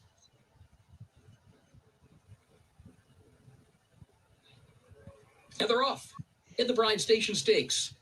It was Golden Afternoon right out for the lead. Troubleshooting is there. Tenacious Leader up to the far outside, but it will be Golden Afternoon who's got the lead as they head for the first turn. Tenacious Leader on the far outside. Troubleshooting in between that pair as they angle into the turn. Salamis is placed forwardly between horses in fifth. Antisocial going to save the ground and pick up about 3 spots and go to third against the rail. Further back, Becerra is Dream On's got great position there. Plensa is 8th. I love that horse. Come on, baby. Travels in 10th position. And then Game Warrior, who runs along next to last. Final Gambit is trailing up the backstretch, 23.83 seconds for the opening quarter. Golden Afternoon has the lead, a half length. Troubleshooting is there to the outside, second by 2. Tenacious Leader goes third to the far outside by a half length. Antisocial, fourth against the rail. Dream On is fifth. In between horses, Macero goes sixth to the far turn. Salamis is seventh. Jacoso eighth. Plinsa still ninth. Simulate 10th. And then comes Game Warrior. Final Gambit still last, 47.92 seconds for the first half mile. Golden Afternoon is the leader. Troubleshooting is there on the outside, and second, a half length separates the top 2. Antisocial is third toward the inside, a quarter mile to go. Dream On is fourth. Tenacious Leader fifth. Salamis, Jacoso swing toward the outside. Here's Troubleshooting to take a narrow lead. Golden Afternoon fights on. Dream On looks to the inside. Salamis Come on, Dream On. Tenacious Leader still fourth. Come on, 2. Toward the rail. Troubleshooting has the lead in deep stretch. Troubleshooting by 2. Tenacious Leader's going to take a final run. Troubleshooting in front. Tenacious Leader to second. Troubleshooting wins the Bryan Station by a neck for Tyler Gaffalione. I'll be right back, Ollie. All right. For Tyler Gaffalione. Yeah, that was one of the 2 I picked. Just figuring, let's just get myself alive to something and see what happens. Yeah. It's a good So strategy. I'm alive to the 3 and the 9. 7-2 is a gift there for a win bet, too. Yeah, and needless to say, I think Final Gambit got 1 call at the back of the field. I don't know where he finished, but at last at some point. Yeah. The Final Gambit did not pay off. All right, so let's look at Woodbine here. We have... You got a nice race coming up at Belmont in 2 minutes. $250,000 stake. And we're going in the gate at Woodbine, so we'll go right to from Woodbine to Aqueduct. Momanda to the line has been placed in, followed along by I Love Presence. Deeper out I do goes too. Strawberry World. Hot Rod in the house. Sean Gaskin. Into the lineup is That's a Fact. I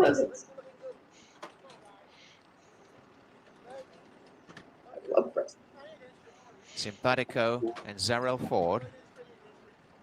Call Me Miss Lucky is Slade Jones, coming off with winning the previous, is the rider. Out for a rip, and Austin Adams, the grey. The last along will be Rock Hard Rose, always beautifully turned out from the barn of Deborah Rhombus, the outside gate. Kentucky Downs curse, is out Oldy. for a rip. Rock Hard Rose to come up. I was hoping for the try Short there, two but down to Dream On 41. couldn't keep going. At the jump.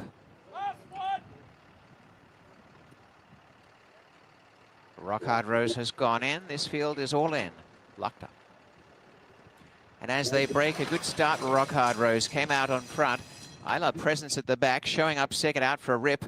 And bursting through on the inside, Momanda in the center goes That's a Fact, and Handy Simpatico, but Rock Hard Rose managing to stave them off early. Unofficial results of people take place. Gets across from the outside gate, head on the chest to lead by 2 lengths. On the inside, Momanda on the outer in third. That's a Fact. A length Simpatico out for a rip. Then a break the others. Miami the center.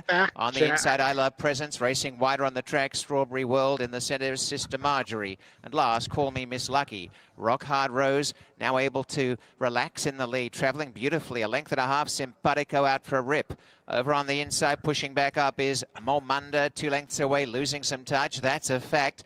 And Miami is dropped in behind. I Love Presence off the track is Strawberry World. Call Me Miss Lucky second last, and last Sister Marjorie. Rock Hard Rose still in front. A length and a half. Turns in the lead from Simpatico. On the inside, Momanda. They still threaten. See if who has anything left here. Rock Hard Rose by only a length. Simpatico's the danger. And Simpatico nibbling away. Rock Hard Rose still in front. Now Simpatico coming up alongside. A neck and neck struggle. And Momanda on the inside. It's still Rock Hard Rose narrowly. And now Simpatico surging. Simpatico takes the lead as they hit the wires. Momanda's come up on the inside of both of them. A 3-way battle. Momanda or Simpatico in the front of Rock Hard Rose. And back in behind them was out for a rip. 1:19:31. I don't know if anyone played that race, but if you had that winner, that was a thriller. Wow. What was it we had for dinner tonight? Very often the Well, rail we had that a happens. choice, steak, fish. Yes, I remember. I had lasagna. That was a lasagna race. Oldy, we want the big A. Yes, we do. I got sound for the big A. The I wish Horseshoe finish the first. Bummer they keep falling over top of Woodbine. This is a 6-horse field with 3 really competitive horses, at least from an odds perspective. So from a betting race standpoint, this is a fun one. I like Bank Frenzy and Iron Dome here, the 5 and the 2. I have the 1 horse in a tournament. Close time for today's 10th, 50th running of the Empire Classic, $250,000. Doc Sullivan. Doc Sullivan goes in.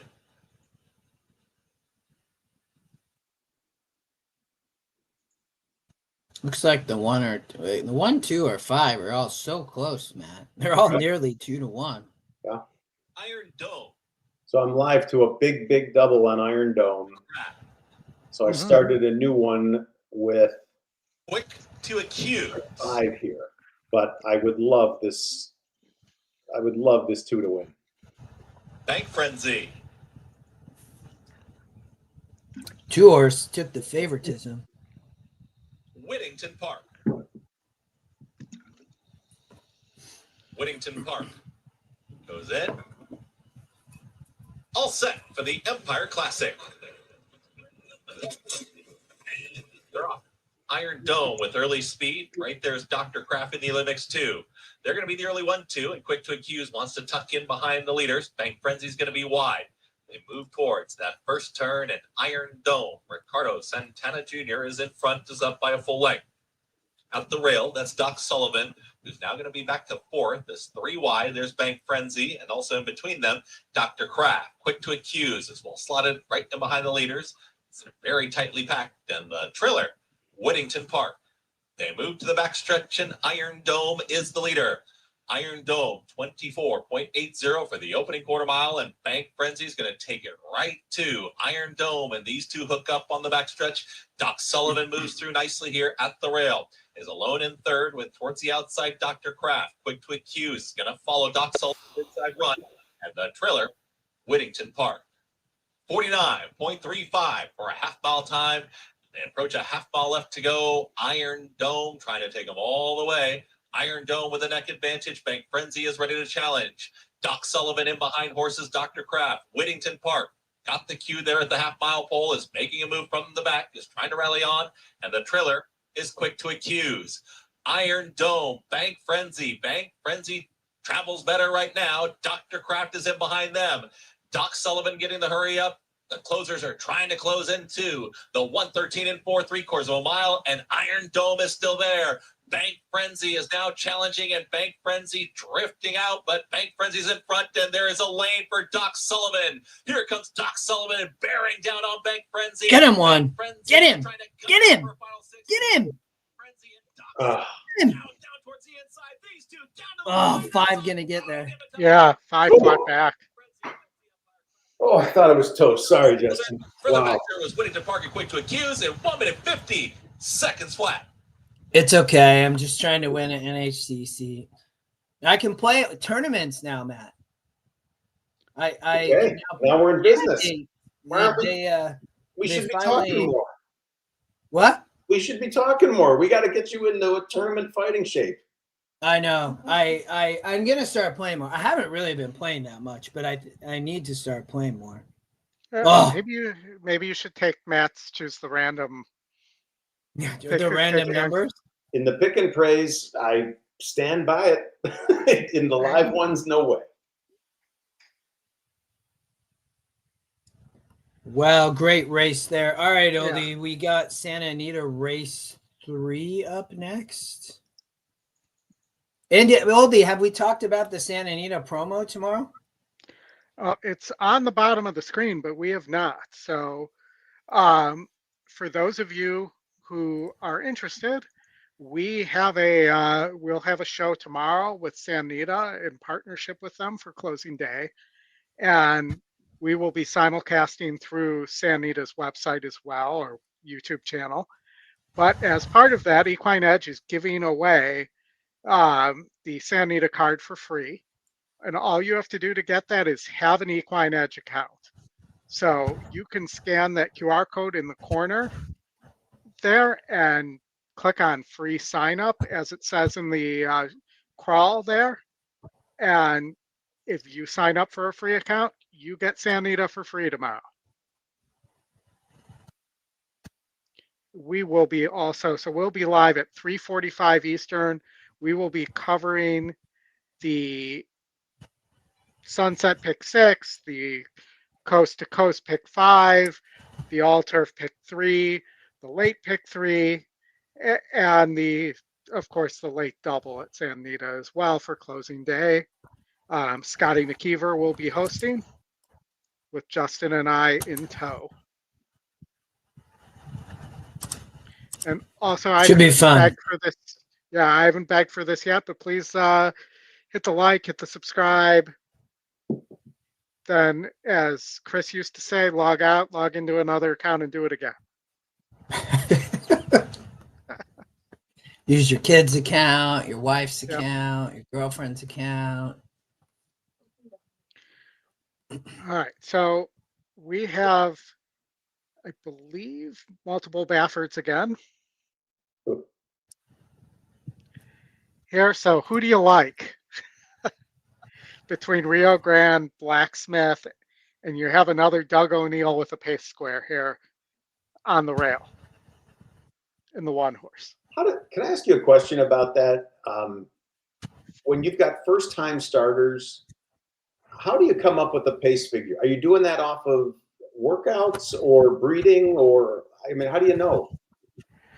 I believe it's both that you said. So because I asked Scotty this a while ago. Yeah. I believe it's using a historical like breeding progeny of that. And then I think it factors in the workouts as well. I know it's the progeny piece for sure, like the historical breeding. I know that for sure, and I just can't remember on the works. But so I would imagine that number may change a lot between a first and a second start once you have actual data. But at least you're putting whatever you can into it. All right, that's interesting. Yeah. I mean, it's still relatively accurate. We're using whatever algorithm looks at that data and decides that. So, the one wins the race sim for Doug O'Neill. I don't know if this one has enough gas in the tank to make it home. But, I also think that the Baffert that's ran, the 3 Rio Grande, just hasn't broken well. And if that horse can get out of the gate, it might have a shot here. But I think, we talk about Baffert. There's typically a pecking order. I think the 5 Blacksmith is the A here, and the Rio Grande's the B. So I would expect if Blacksmith has speed, that will be the horse competing with Acknowledge Me Please on the front end. Yeah, and I am singled in that pick 5 to the 5 Blacksmith. I used 2, 3, 5. I singled the first 2 legs. I was 1 in the first and 4 in the second. My ticket, I played it for $1, but it still was only $12. It was $6 for 50 cents. Wow. By the way, that fight ended Easy Company with an eye poke, and I didn't see it, but I think they called it a no contest. So a total buzzkill for the big main event in Paris, for the big Paris fighter. That the whole thing ends in an eye poke in like the first round. Oh, really? What a shame. Like, no one wanted that. That's a shame. Oh. We're in the gate. The old Ric Flair eye poke. Blacksmith blasts out of the gate. Acknowledge Me Please matches strides with him in those 2. Speed 2 lengths clear of Rio Grande in 3rd. On the outside, Easy Company a close-up 4th and pretty eager to get closer. And another 2 back to Postmodern. Acknowledge Me Please with the most speed to the half-mile pole. That 2 is doing. Has it a length and a half to Blacksmith. Down at the rail, Postmodern is inching into contention as they move toward the 3/8 pole. Rio Grande is now a clear-cut second. Blacksmith on the outside, third. Postmodern, fourth. Easy Company has lost This one ground. looks dynamite. They've passed the 3/8 mark. Acknowledge Me, Please, and Antonio Fresu in charge. A 2.5 length advantage on Rio Grande. Blacksmith pushed along third. At the rail, Postmodern, 4 lengths off them and 2 clear of Easy Company. They turn for home. Acknowledge Me, Please, with a big lead. Blacksmith finding his best stride and takes up the chase with 1 furlong to go. And Rio Grande. Oh, the one gonna beat coming us to the now. 16th pole. Acknowledge Me, Please, by 3.5 lengths. Blacksmith is chasing, but he's still 3 behind. Acknowledge Me, Please. Sharp in victory. Nearly a carbon copy of Blacksmith that pulled other within a race, length but late. just didn't get Rio there. Grande a distant third. 7 furlongs, the one's dead meat there. Yep. All right, on to Gulfstream.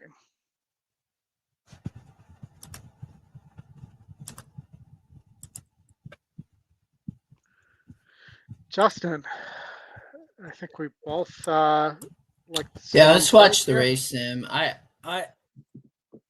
Yeah, let's watch the race sim, Oldy. I just think that she's. I mean, she got shipped here for a reason. I mean, it was a good stakes race to show up for. I know the rail's way out, 45 feet, but I think she'll be okay. She's probably gonna come flying late. She's better than this group based on what she's faced. And there's going to be pace, Oldie, because the 4 horse is cheap. I think that the others are going to help show some speed. It'll set good frac. You can see she just blows by him in the stretch. I think that's what's going to happen. Yeah, I mean, 10 needs the lead. Yeah, probably. Most likely. Yeah. But it is taking a significant drop here for Pletcher. I mean, I like let me see here. I forgot. I actually like the try in this race, but let me look at it. So I never figured out it. 2-6.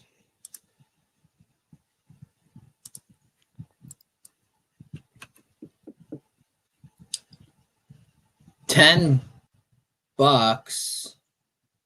It's the 5 over the 2, 3, 6, 9, 10. No, you're fine. It's the 5 over the 2, 3, 6, 9, 10. Oh, there you go. Yeah. I don't know that I probably. I was surprised the 2 and 3 took so much money. So you're just leaving out the 4. Yeah, I know. No, the 7 and 8 too, which I don't think can down run. there. Okay, got it. Yeah.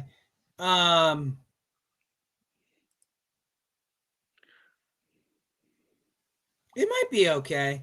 I think it would be nice if the 6 or 9 could run second, which I think they can. I mean, if you wanted to make it cheaper, I would only put them in third, and that's $6. But I don't know. I like to pick 3 though too. I know, Oldie, you like the 7 in the last. I like the 2, so that'd be another option to from a betting standpoint. Is it? I think it's just $1. It's $1 pace, yeah. That would be my pick 3 for $6. So that might be a little bit better of a bet, but play it cheap too. 5-5-2 if you play it cold. That's I'm definitely gonna. I will play it cold like that. It's cold as ice. Yeah, I mean $1. Oh, it's not gonna. Oh, there you go. There it is for $1. Yeah. All right, we can take a look at them on the track here. If that's all right, Justin? The 5-5 doubles currently 5-1. I think the pick 3, though, you'll probably get like 15, 20 to 1.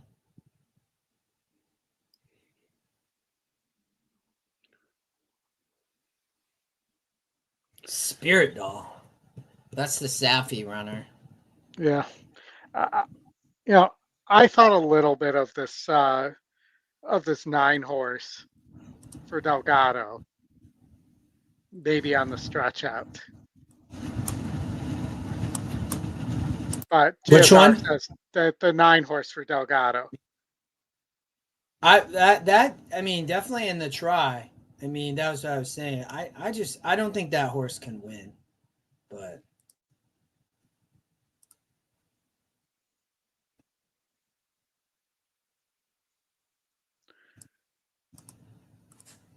So, Matt, while we have a minute here, have you had a chance to read the lawsuit yet? Only in pieces. And I can just tell you, not being a legal expert in that particular field, it seemed like quite a bit of investment and time was put into that suit by a firm that seems to have a decent reputation for taking on big dogs. So there may be something there, and there's going to be some awfully powerful industry groups looking to shut that down. There's an awful lot of people who don't want their identities revealed to the world, and if this thing proceeds and goes under discovery,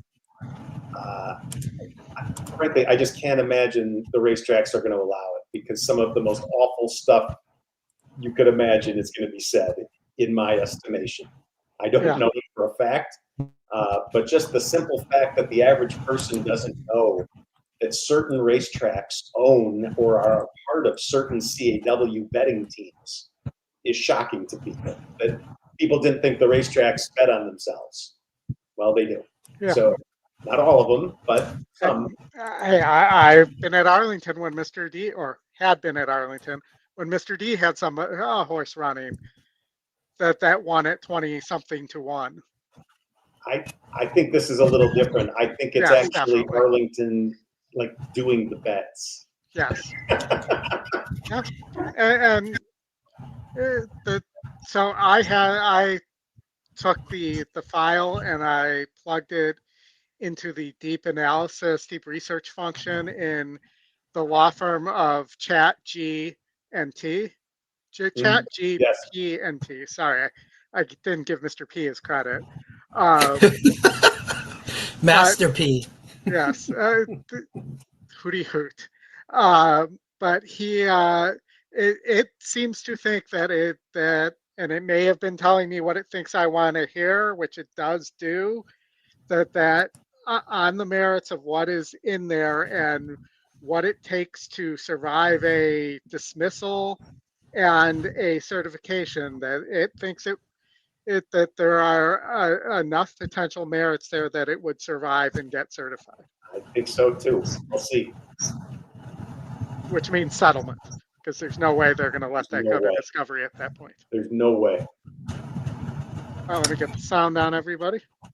I see it's raining. Very tight. Up over heels went Spicy Princess. And y'all ready for this, was not ready for that, and she got shuffled all the way back to last, cost herself about 9 lengths in the exchange. Storm's Wake saved ground and avoided that issue in front of That Police, and Vita Mia, who lingers toward the back of the field today. Disaster at the first turn for y'all ready for this, hampered by Spicy Princess. 23-1 for a pumped-up opening quarter. Long shot. Well, we know one leads thing. With 4.5 furlongs to run. She leads by almost 2 over Bayou Bridget in second, so bombs are 1 too early. At the inside, Spirit Doll bides time while racing in third. Nick Juarez has Storm's Wake fourth with options on where she wants to race. Back from there, it's Miss Peggy dropping back. Outside, Spicy Princess. Inside, Vita Mia. That Police just slammed on the brakes, and the trailer is y'all ready for this. Five's not running. They race off cover. Spirit Doll on the attack. primed to strike, and here she comes now, on a hold. It's Spirit Doll to take the lead from the back. Vita Mia swings into action on the far outside with a full head of steam. 3/4, 111 flat. Spirit Doll, an eighth of a mile out, now clearing off. She leads by 4, by 5, and she's still moving away. Vita Mia has finished with good energy. She's clearly second. Spirit Doll is clearly in front. The Our Dear Peggy, a dominant win for Spirit Doll, 6 clear at the wire. Second. All right. Well, the land of favorites not treating me well today. Justin, I think we're going to be able to get a horseshoe race in here. Race 12? Race 12. It may go off on top of the Haggard Fet Stakes with Gosker, but we can definitely watch. And I think we covered this one, right? No, we covered the last. See, I keep saying that. I keep getting the wrong ones. Yeah, it was just they had so many. Let's see here. This is a competitive stakes. Yeah, this is a. Oof. I mean, that's the favorite. That's the top pick was the 7. The 6 horse current betting favorite made a lot of sense. Yeah. I mean, the 6 ran in 1979 in the trial. The 7 ran in 1988. I do think. I mean, I think the 7 could beat the 6. The 6 is taking too much money, in my opinion. The horse is definitely a player, but I mean, it ran out of its mind in that trial. It's tough that does not suggest the 6 should be half the price of the 7. No, I agree. Yeah. I mean, but I think you guys are missing a horse here. Take a look at the 4 horse, Jolie Ladie. Yeah, I mean, 2-1 on the morning line for sure. Ran a 1969 with a tailwind, of course, but and I think maybe just wasn't fully souped up for the trials and is possibly aiming to this race here. Well, that horse had a tough trip in the trial. You can see there in the trouble Rush line. bothered, yeah. Yeah. That's it. I mean, the only problem there, which is, that's going to be a tough post if that horse has trouble again. It doesn't break well, but I mean, it ran in 1991 with the tailwind at 2 back. I still land on a horse like the 7.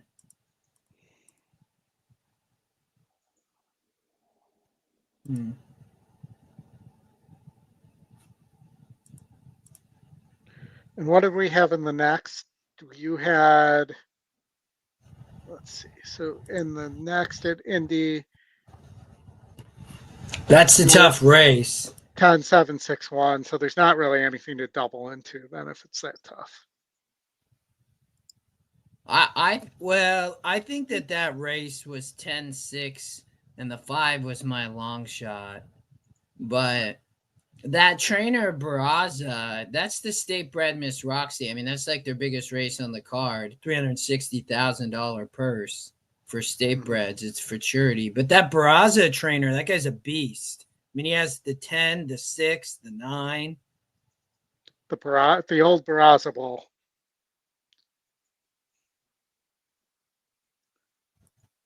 I mean, the 10's undefeated. I think I like the other Barraza there, the other Barraza, the 9 Queen Vin Chic. But it's all pretty much Eaglestons and Barrazas there, and they are going in the gate or nearing the gate in the Haggard as well. What do you want to do? I have sound if you want to do it. You want to do sound for Keeneland, and we'll do video for, because once they go in the gate at Horseshoe, that race will be over quickly. Gosker, your favorite, Justin. Wow. The 6 keeps taking money, Justin.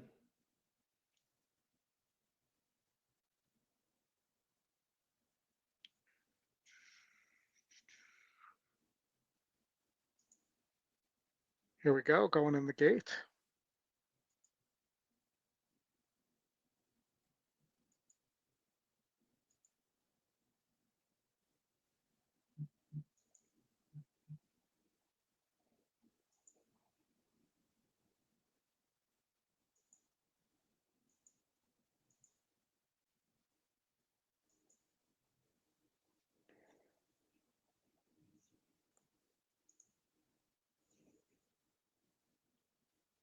All right, we just got word from our buddy Justin that they just lost power with a storm. So you may be stuck with me and Oldy for a while.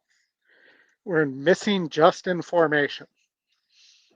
Well, now that he's gone, I'm going to cancel my win bet on his 7. I had no interest in that. I was just trying to be nice. Let me see if I can get audio up for Keeneland. Why don't you call this race for us, Oldy? I think you'd be great at it. Or do we have I'm not good at calling races. One of these. Here's Moonlight.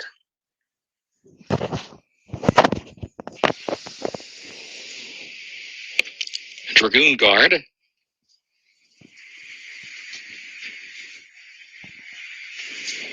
Gosker walks up. Gosker's 8-5. Hit show, the last one. Goes in there at the post. And they're off in the Haggard Fet Stakes.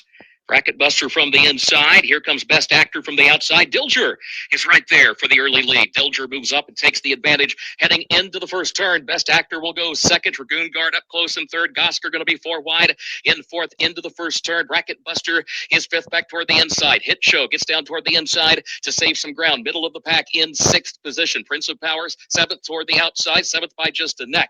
And then comes Lambeth back toward the inside in 8th. The gap of 3 more lengths. Moonlight is 9th onto the back stretch. Honor Marie next to last, a margin of 6 more lengths back to Rattle and Roll first quarter in 23.01 seconds. Dilger is the leader.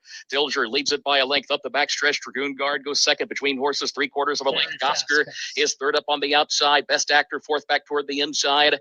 And then Bracket Buster in 5th, who takes off the rail 5 lengths from the lead. Hit show, Prince of Power come next. Then Lambeth, Moonlight onto the far turn. Honor Marie, Rattle and Roll last, 46.66 seconds the time for the first half mile. Here's Dragoon Guard trying to draw alongside of Dilger.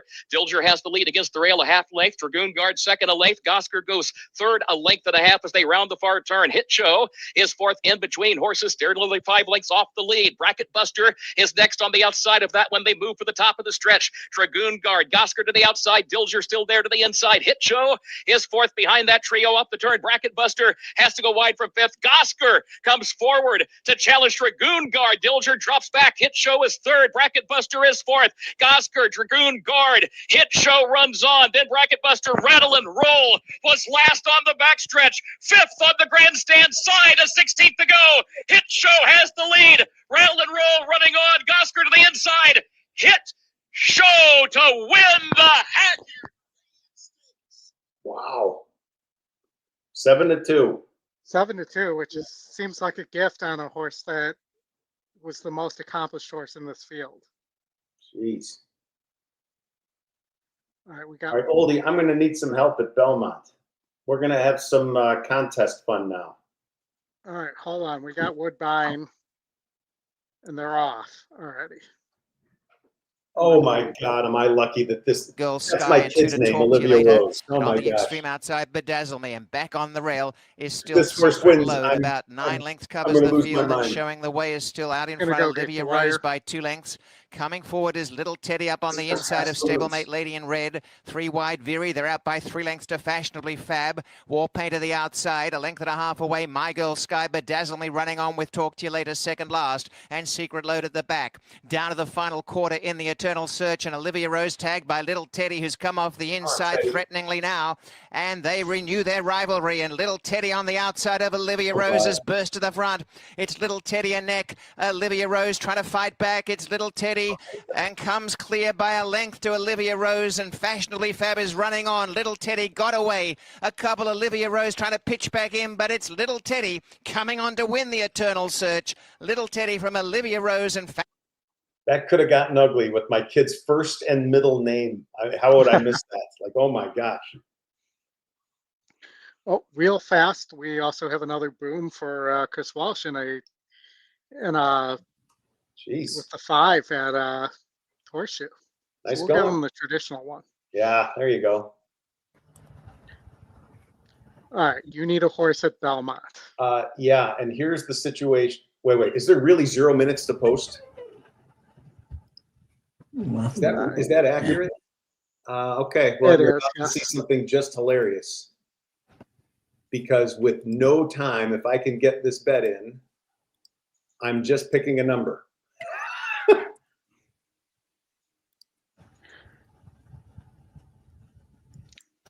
I mean, I guess it's either the 1 or the 9 if I were to guess what you were going to do. Okay, we'll see what happens. I just bet the 1 to show. I got passed in this contest.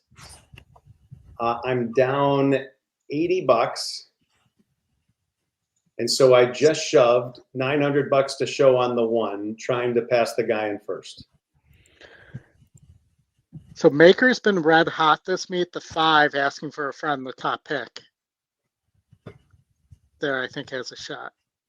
And I think I'm very live to the 5 in that double. Okay. And I think the race just went off. It did, yes. Here I got it since I got power back. Oh, please don't make a fool out of me, one horse. Action that speed here at the rail is in 4th. 9's doing okay, though. New York Scrappy is wide. It's now in 5th. The 9 could win. I just need the 1 to 3rd. Rail then comes Haute Couture, who's in 7th, followed by Kaz Oil Changer in 8th. From the back, wondering wide was a Stern Command and the Triller looked for the win. Tightly packed here as they work up the backstretch. The leader, Island Charlie, asking for a friend, is right there a half length back in 2nd. Moving forward, here comes New York Scrappy from 3rd. Patiently ridden in spite of Charlie, just moving right along here in 4th. Solo Jim is in 5th. Outside comes a Stern Command. At the rail, Haute Couture, nowhere to go yet. Kaz Oil Changer, second to last, is before the wind, and the Triller, Door Mellow.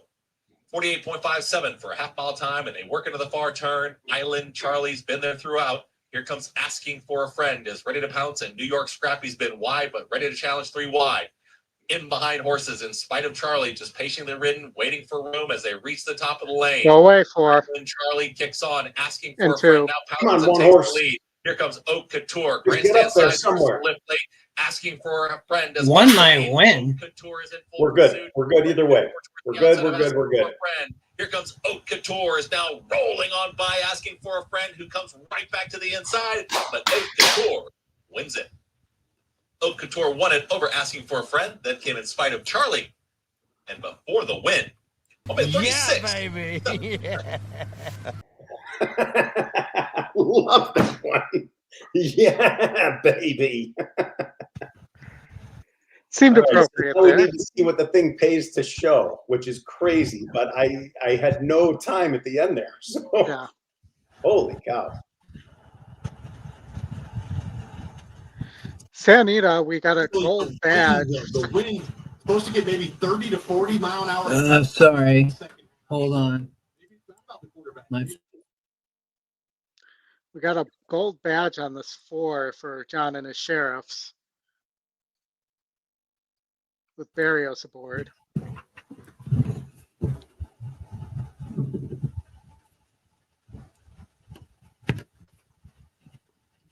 Did either of you have a preference in this race between another Baffert and the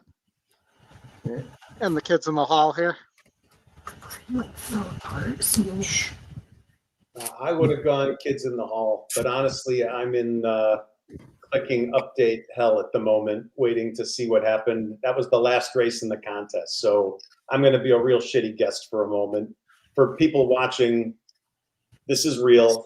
This is not fake drama. It's the worst feeling in the world, waiting to see if how you end up faring in these things.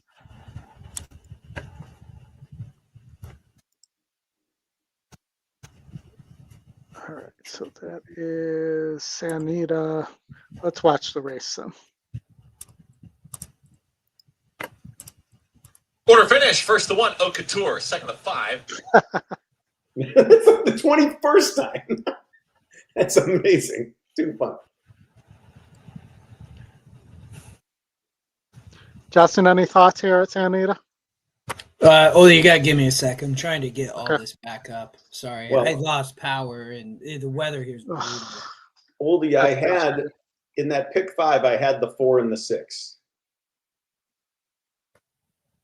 I'm busted on that pick 5, so I'm not sure how much credibility that has, but that's what I had gone with.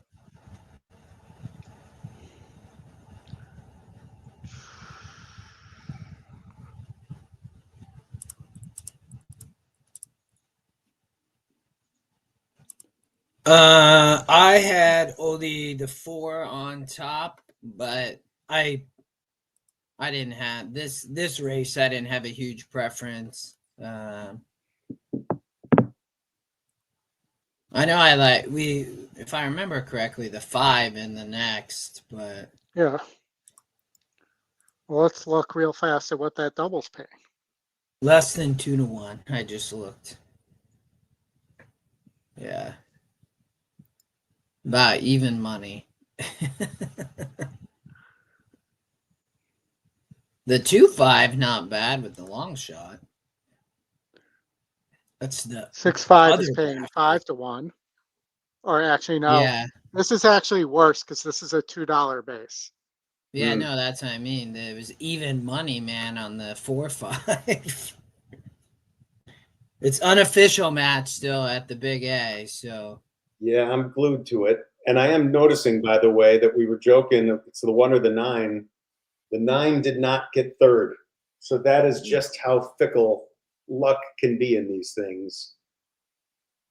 There was no reason for me to pick the 1 over the 9. It just, I saw it first and was in a hurry.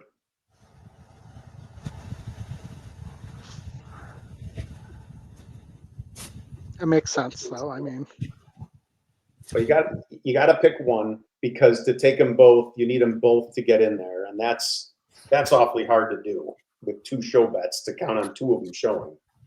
So you had to pick one. You know, my other choice would have been to bet to win and to just Dutch 2 win bets. Obviously, I wish I did that now, given that the 1 won, but I thought what I did was infinitely safer in terms of just looking for a horse to show. I mean, I have no idea who in the rest of the tournament did well, but as long as this thing pays 220 something to show, I will at least pass the leader where he was. But again, you don't know if he did the same crazy move. Probably not this one, but something else maybe. Who knows? But yeah, you wait minutes after. I mean, you're just dying to find out the results of these things, and it's just, at least with NYRA, the leaderboard updates are quick, but they haven't made the race official yet.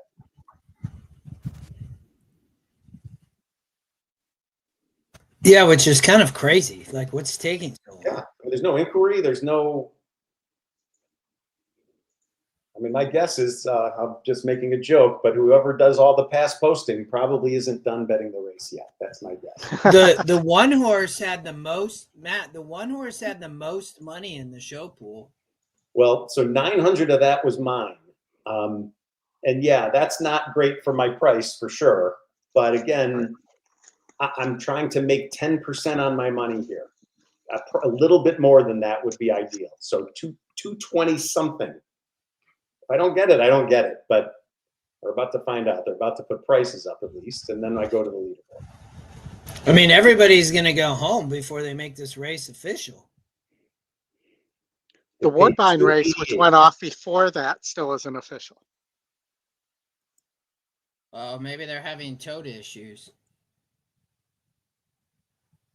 That's the only thing it could be. I mean, well, I'll make a plug here for EquinEdge. There you go. 288 for show. So your tote board updated before the one on my ADW, which is crazy.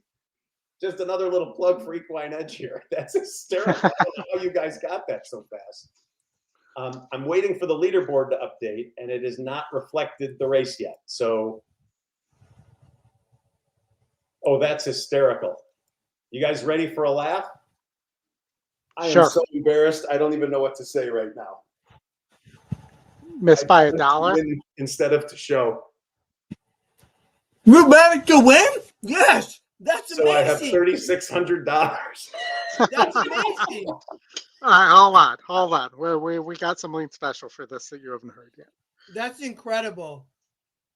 So you saw how fast I was moving with no time. I thought I bet him to show. I bet him to win. Oh my God! Boom shakalaka! Was much the best. That's a win, ladies and gentlemen. Holy shit! Boom.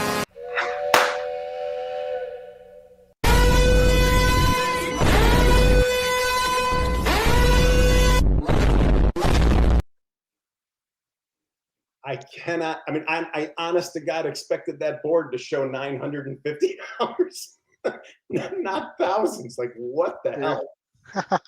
Does it a run? And I do think I definitely would have beaten the guy. And it's funny, Kevin Lux is a good person. He just texted me. I wonder what he's saying.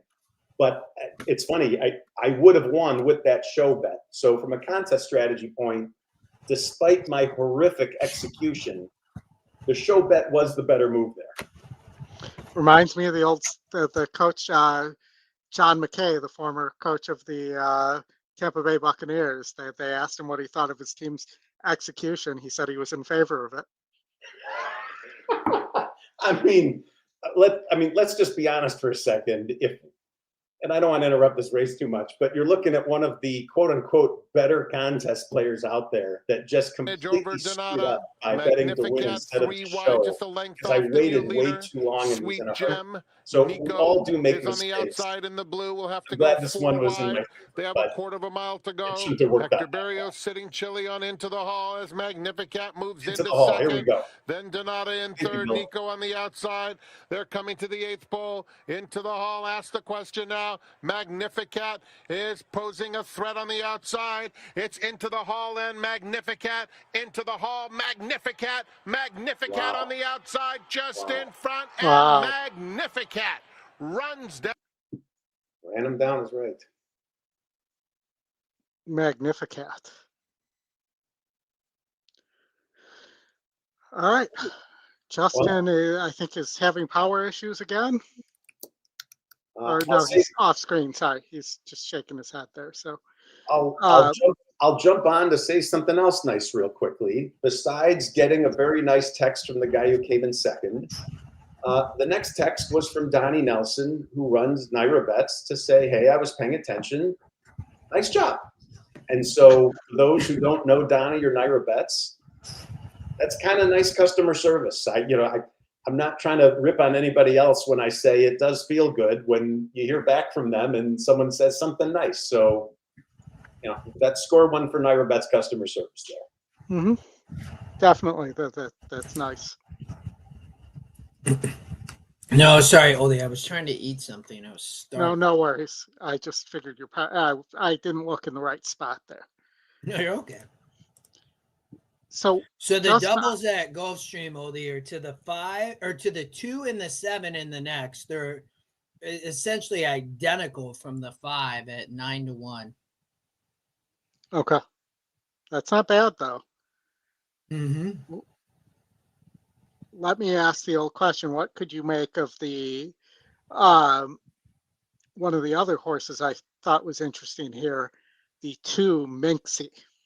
Yeah, no, go down. You can see my analysis. This horse 100% live on the front end. Yeah. I mean, it's a long shot angle too. You're getting great value at 12-1. I mean, the E morning line is 6. I worry there's too much pace, which is why I could set up for the 5. But yeah, the 2-7 Oldie's 85-1 in the daily double. So all I gotta do is place a couple bucks there. Right? You could bet your 5-7 a lot heavier, obviously. But you place a buck on the 2-7, 76-1 versus 8-1 on the 5-7. So yeah. And I think the 3 has a little bit of a look as well on the trainer change. But, you know, the 5 is taking a significant drop in terms of level here. That sim, isn't this one of those rare cases where the winner has a blue arrow? Yes. That's yeah. unusual. That's supposed to mean like extra shit, you told me one time. It's really tough to win from that far outside going one turn at Gulfstream. So. Yeah, that's the knock. I mean, I don't know. I sat in some coaching class where someone said, look out for that. Look out for that exact graphic. I'm listening.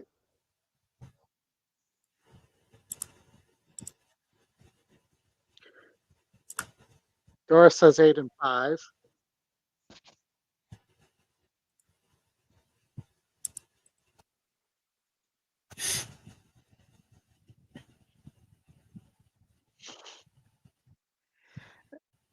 All right, let's see here. Miguel's Bell. That's a great name because while the connections don't seem to have any connection, you could argue that that's Acacia. You could, yes. Yeah, right. Right? That's his girlfriend. That's his wife. Miguel's Bell.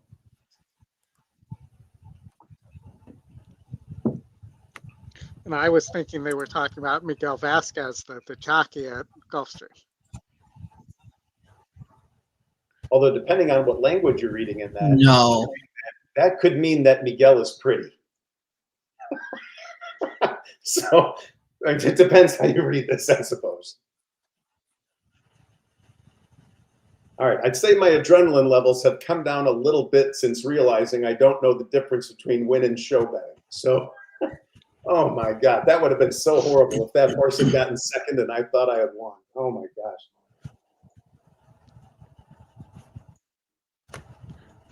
And they're still talking about that guy getting poked in the eye. That's, I mean, can you imagine? Wait, so who ended up winning? Who ended up winning? It's just a no contest. So it's truly no one gets paid. The fans, you know, the fans are upset. He was a local French fighter. Pay-per-view people that like to complain say, I didn't get the benefit of my bargain. I mean, this is how it goes. But just imagine a Mike Tyson fight where if he took like a poke in the eye and they just said, oh, forget the whole, like, that doesn't happen very often. So that kind of on a huge stage like that, that's crazy. But it's okay.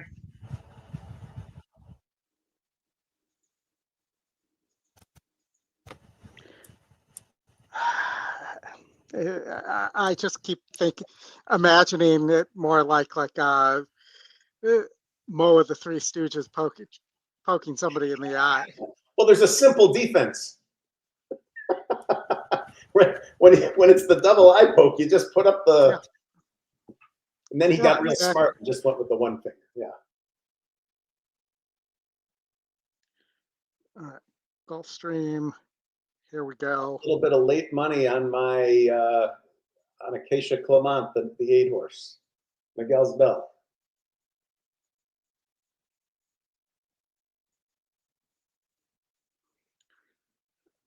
All right, let's see what happens here. We'll go to the sound now.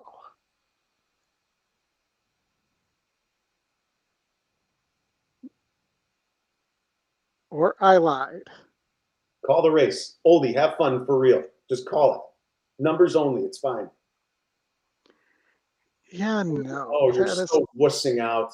That's terrible. Start for Minxie from toward the inside on the far outside. Cajun Anthem gets away in good shape. Motown Mika got shuffled back a touch, although she's trying to secure a lane between horses. Out in the center is Foxy Lady alongside Miguel's Bell, and then at the inside it's No Action. Up front, it's Minxie doing battle with Cajun Anthem, locked up heads apart. Two back to the rail. Red Hot Spark is now third. Pink Cap, Motown Mika, hard-ridden on the improve. Yeah, wide, they're Miguel's Bell, so the favorites are they're kind of third, missing fourth, and the fifth 9 at on this the stage. graphic And here. of the three favorites, Miguel's Bell's the one that's running home.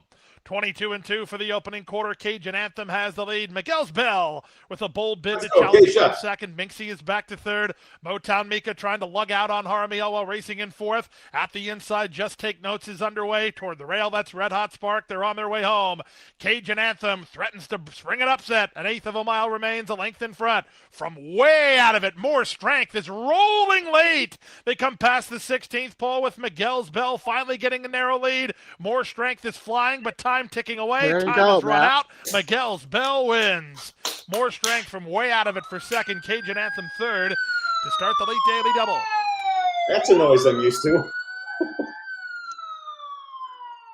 All right, so for real, Oldie, do you have sounds on this board from like the Matrix or any of that kind of stuff? I don't have the Matrix. R2D2 sounds? No. That's all I care. I do have Homer Simpson. Dope.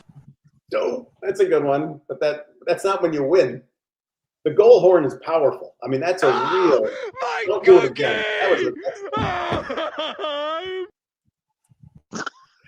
Those are the losing sounds. So. And also I have. Oh, no. That's not bad. You need like a playlist for good moments, shocking moments, sad moments, and just you need your go-to. But I'm going to request you find some Matrix somewhere because there are soundboards that I can get this stuff off of for sure. All right, we are going back to the shoe, I believe, Justin.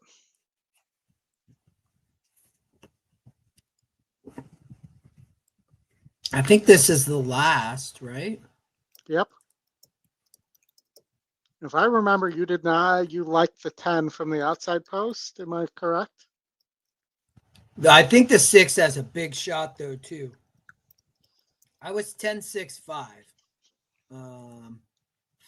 The 10 looked tough just because that horse has been dominating. Yeah. But, I mean, this is a tough Futurity for 2-year-olds. I mean, the 10 has a look. The 5 was my long shot. The 1 horse, good value on the inside too. So I think it's between those 4.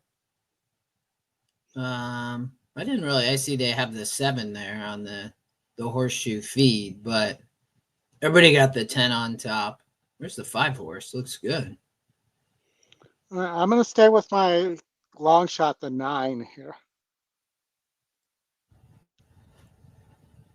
Hey, Justin, when you walked away before, I canceled my win bet on that 7.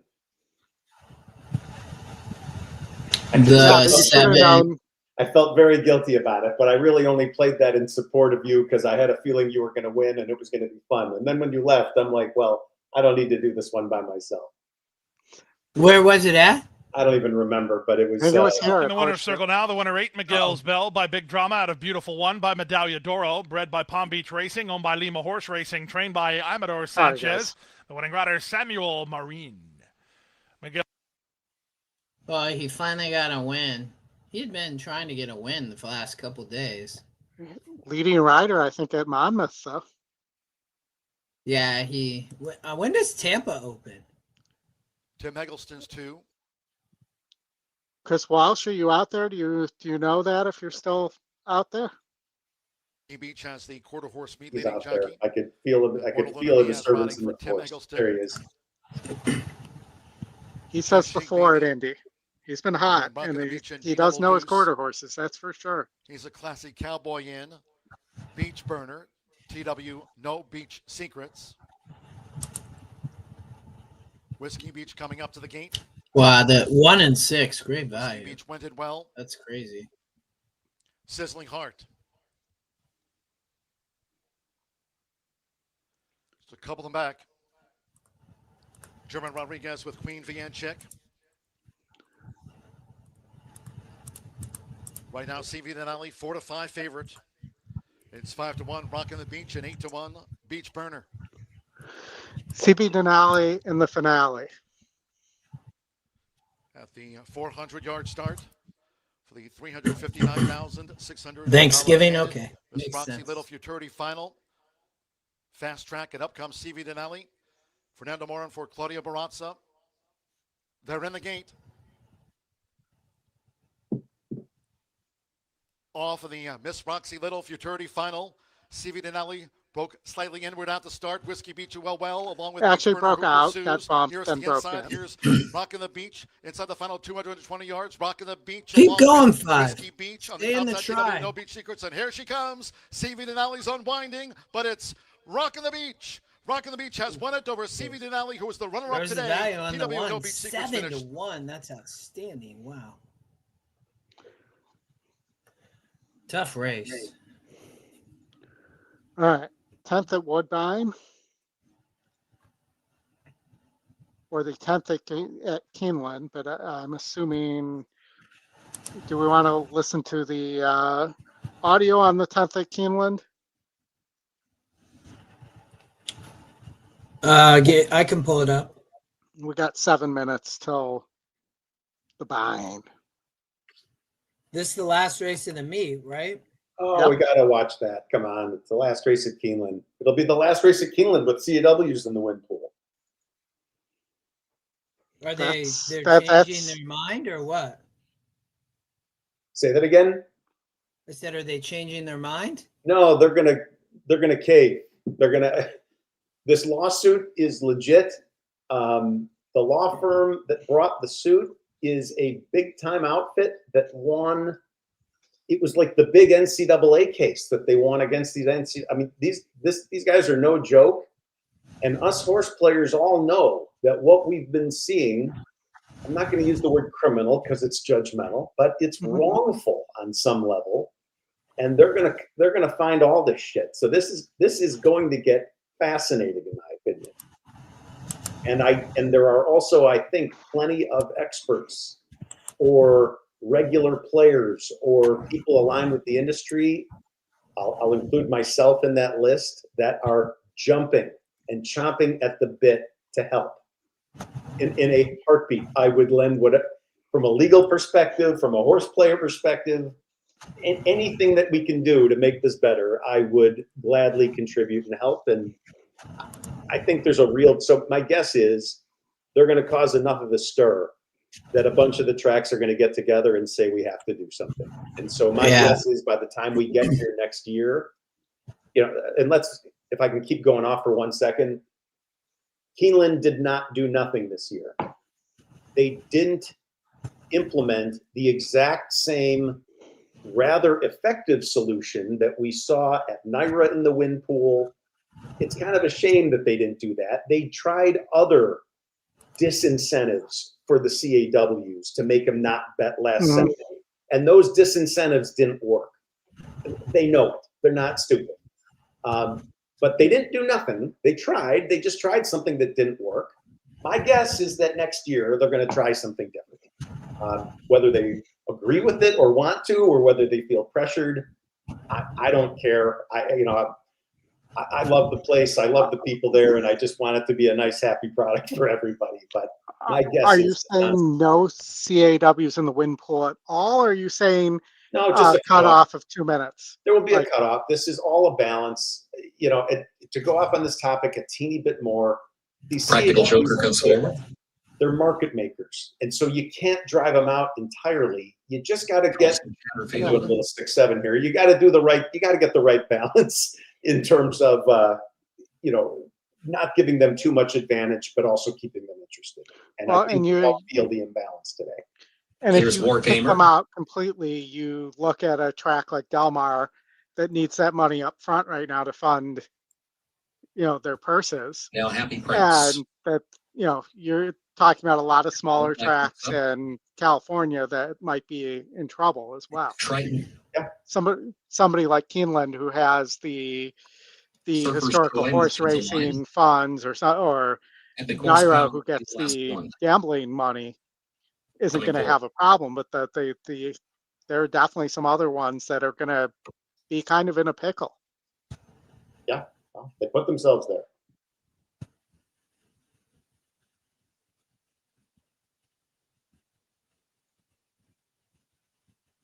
The 12 didn't want to load, it looked like.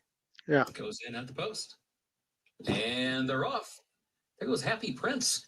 Happy Prince is quick in the stride from between horses and comes right out for the late. Chambersville is there to the inside. And here's Triton moving up on the outside from third, now to challenge for second. And Happy Prince, the leader, though. Triton goes second by ahead, just outside of Chambersville in third. Ramblin' is in fourth. And then War Gamer is fifth in between horses. Chatterfield going to be wide in the sixth position, heading onto the first turn. And then Practical Joker seventh back toward the inside. Royal Causeway in eighth between horses. And there goes Epic Horsepower with a four-wide move, trying to move up toward the center of the pack, moves up a couple of spots from the ninth position. Further back, Athletic Light travels along in 10th position. It is followed by Surfer's Joy in 11th, and then a gap of nearly 5 more lengths back to Leverage. Last of the 12, 23.88 seconds. The time for the opening quarter. Up the backstretch, Happy Prince against the rail leads it by a half length. Triton is second between horses by just a neck. And here's Epic Horsepower inching forward to the far outside. From third, taking second. Epic Horsepower just off the leader's flank now. Chambersville is fourth, running 4 lengths from the lead as they head for the far turn. Then War Gamer, followed by Ramblin' and Royal Causeway, 48.82. That was the time for the first half mile. It is Happy Prince who continues to lead to the far turn, 3/4 of a length. Triton is second, and then Epic Horsepower drops back after making that move on the backstretch. Now here comes Chambersville. Chambersville has room to move to the outside and is up to challenge for second. Happy That's Prince. the favorite, that Bolton. Chambersville in second. Triton is now in third position. Ramblin' is fourth. Practical Joker, and then Royal Causeway in fifth in the final furlong. Happy Prince, Chambersville coming on from the outside, and then Triton third toward the inside. Ramblin' is fourth. Here's Chambersville taking another run to the outside of Happy Prince. Chambersville, a deep stretch for Irad Ortiz Jr. Chambersville to win it. Happy Prince second. Ramblin' was on third, and then it was Triton across the wire in fourth, and Practical Joker came from far back to be fifth. I mean, that's amazing. All the craziness you just saw, an incredibly strung out field. The favorite bolting the final turn, and it still ends up being Irad at 5-2. It's like it's just something, right? For sure. And Matt, I did see you did the Bet with the Best podcast as well this week. You know, they took from, I think I've been on that show twice. I've loved it. Chris is a great interviewer. And I think he basically did a little bit of a greatest hits tape of the stuff I've said about the BCBC, kind of like the interview he did with Paul Sherman on the NHC. Honestly, it's an honor to think that someone would think that anything I've said is worth playing again. So I think if you've heard it before, I don't know you need to listen again, although I mean, it's good, basic, sound strategy advice and good preparedness for the tournament. And I don't know. I mean, I don't think it kills someone to listen to, or at least if you haven't heard it once. But I'm not sure I'd be going back over and over to that one. All right. So, one thing I've learned about Chris, though, is that we will see quotes from that for the next 2 years on Twitter. Yeah, I think so. And honestly, it felt like, which is fine. I mean, that's didn't need to ask my consent. I mean, I had consented when I did it in the first place, but when I saw that, I'm just like, wow, like what an honor! How cool is that? That someone thought it was good enough to replay. And yeah, I mean, I'm just a regular guy, and I get good feelings just like anybody else. So that's cool stuff. And I hope it helps. All right, production meeting in the middle of the show. What's our plan, guys? Timing wise, race wise, what are we doing? We're going to Woodbine, then Anita. Woodbine, the second to last there. We have the 10 Vanity was a horse I liked, but I also like the 6. They're awfully. Lunar Path. Okay, there. I had it sitting there waiting. Berg's Viewpoint go out in front. Mighty Tanner the outside and Handy on the rails. It is Mary Goodnight. And as they go into the turn, they got away by 2.5 lengths to race, and Yorkton's of course Taffy. there's a On the inside, duel Luna going Path on from Golden Harvest, winning Agenda, and 2.5 to Vanity on the inside of Ashley B. The pace has been certainly pretty hot. And Live Oak's Viewpoint in front, now settling by a length to Mighty Tanner.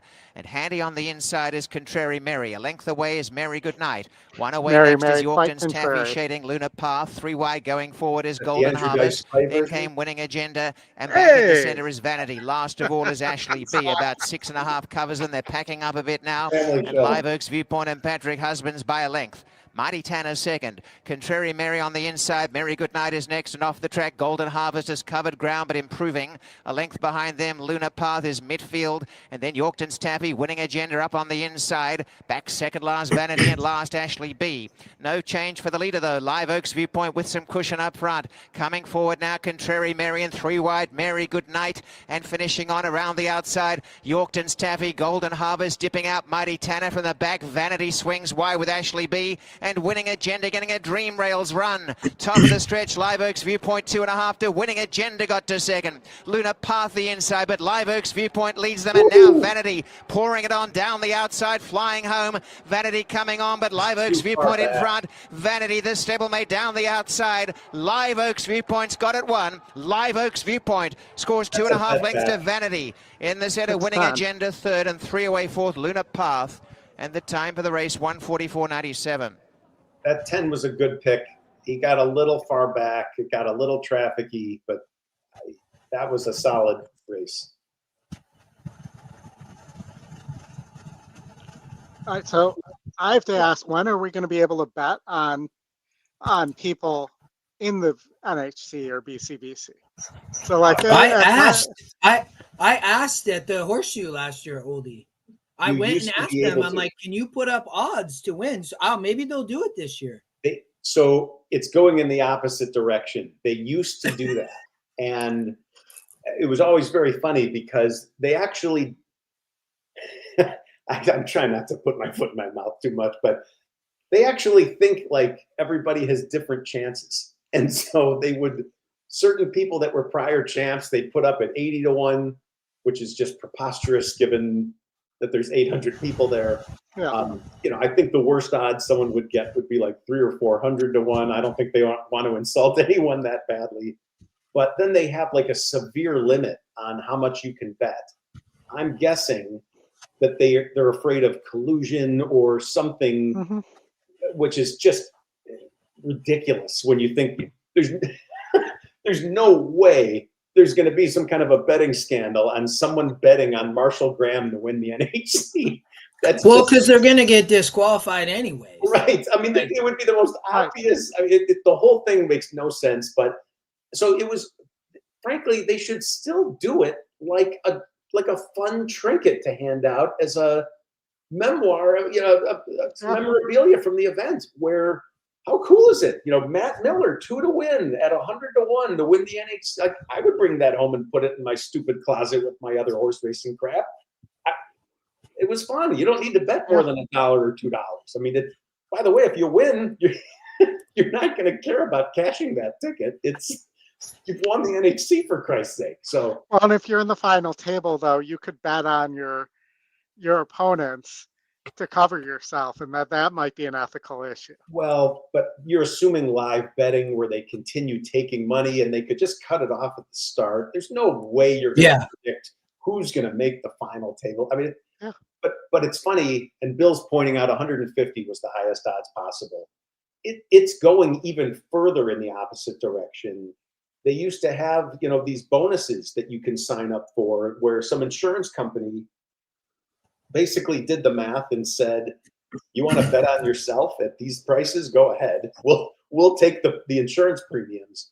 I don't even think they're doing that so much anymore. So they've just kind of left it as a pure event where, there's no betting on the field or whatever. But I do agree, it would be, even if it wasn't really a live bet, just a stupid $2 Caesar's Palace or Bally's win ticket on yourself, I think would be pretty cool. Oh, yeah, I mean, I agree. but we could start by getting the Wi-Fi fixed. That's my first request. Yeah, look, I don't want to be Mr. Negative. I go to that event for the fun. It consistently delivers on the fun. And Yes.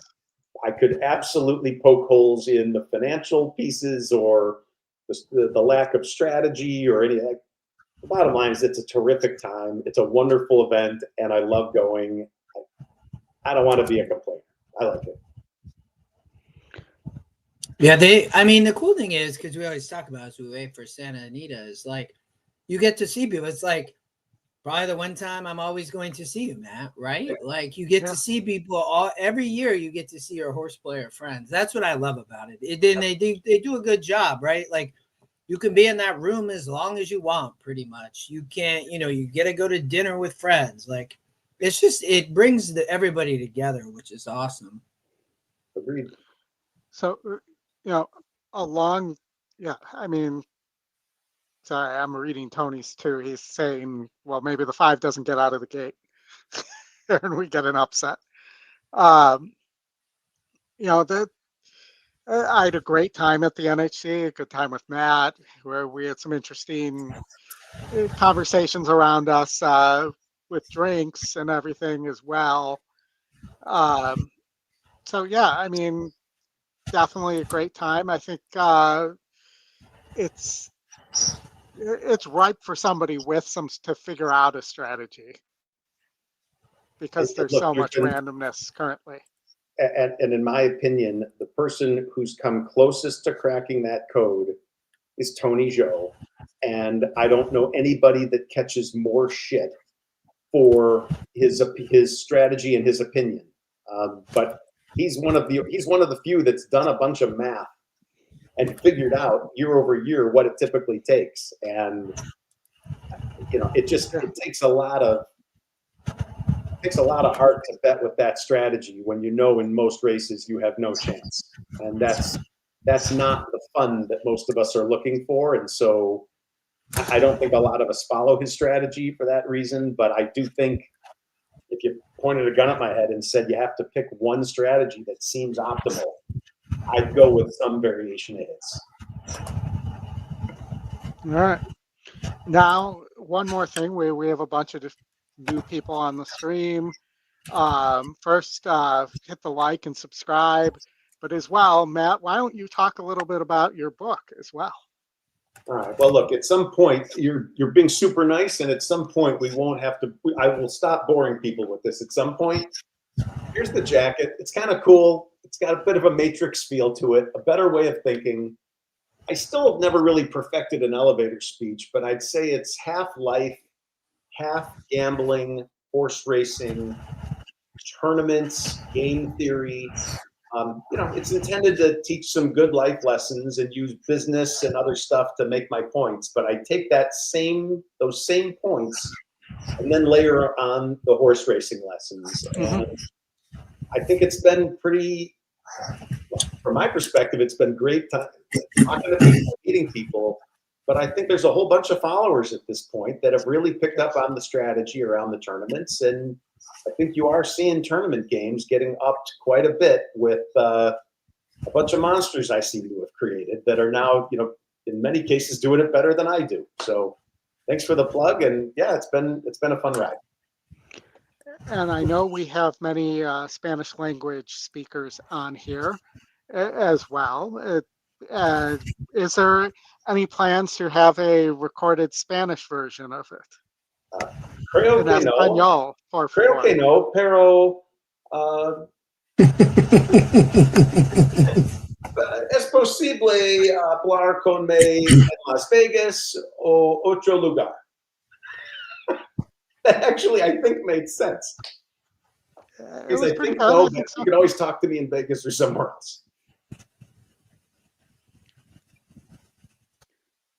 All right, we're nearing the gate here again. An even better way of thinking. I agree. But Chris, honestly, I have to do something extra. I'm not just going to sit down and write that book thinking I have more to say. I need to do something else. And I don't know what that is, but okay, if I figure out some accomplishment and whatever, all right, maybe we'll do a follow-up to it. But until then, I don't know. I feel like you kind of squeezed me dry in terms of what I have. I mean, you could go the other way and do a lesser way of thinking and talk about all the bad strategies you've seen. Well, that's a lot of the book, to be honest. I know. I wasn't very good for most of my life, and so I ripped the shit out of myself and all these mistakes I used to make. I'm just being myself, which is an idiot. So but that's how you learn, is like take someone else's dumb mistake and then learn from it and don't make it yourself. Yeah. It's how kids learn. This is my last betting race with you guys. I am being told dinner plans await. I did bet a couple doubles with the 5 here with scraps. The 3 is awfully fractious in the game, by the way. Well, you hung with us all day, and we're about to end anyway, so perfect timing. All right. September 64 is going out for the lead. Namarone is up close. Scipio under a tight hold through the stretch the first time, and Tescore is just 2 lengths off the lead. Maz, guided over to the rail, gallops along last. September 64. This 5 has no excuses. With Scipio in second, and Namarone. I mean, the excuse is that the one's just left alone on the front end. Tescore backs off fourth, 4 lengths off the lead. And but they're going fast enough that it shouldn't be an issue. The pace is sensible for September 64, who's opened it up to almost 3. Scipio is second, a half length clear of Namarone. Then Juan Hernandez and Tescore biding their time, 4 lengths off the pace, and another 2 back to Maz. No change in the running order. They're heading to the half-mile pole in the Twilight Derby. Behind September 64, who leads a length and a half. Scipio clearly second at the rail. Namarone holding his own in third. Then Tescore, now just 3 lengths off the lead, and still 2 to Maz. Moving into the far turn, and it's September 64. Now trying to sprint away. Suddenly, Scipio comes under a ride in second. Tescore marching up, extreme outside. Namarone has saved every inch of ground, and he's got room on the inside. As the field turns what is the one doing, though? Cuts the corner. How do you leave that open? Tescore out in the center of the course. Tescore's gone, though. Stoutly now. Maz has surfaced through a narrow opening on the rail, but Tescore takes command in the final stages, and it will be Tescore in the Twilight Derby. Handwritten to a 2.5 length lead. Maz a good second. Namarone was third. I did love the ride on the 2. That 2 squeezed right through, and if that was the better horse, that's the winning ride. So whoever that was on the 2, nice job. Put him in a good spot. Yeah. Never ends that they give up that rail and somebody sneaks up there. I just don't get it. I don't get it at all. Agreed. Willing to fade today? He's apparently willing to fade something. Maybe the 2. Number 5, Tescore was first. 4 Maz second. 2 Namarone third, and 1 September 6th. I mean, this is a deep cut, but if you used to listen to the score in Chicago, Namarone sounds like Don McNeil. But we probably Tony, the ticket generator is having trouble.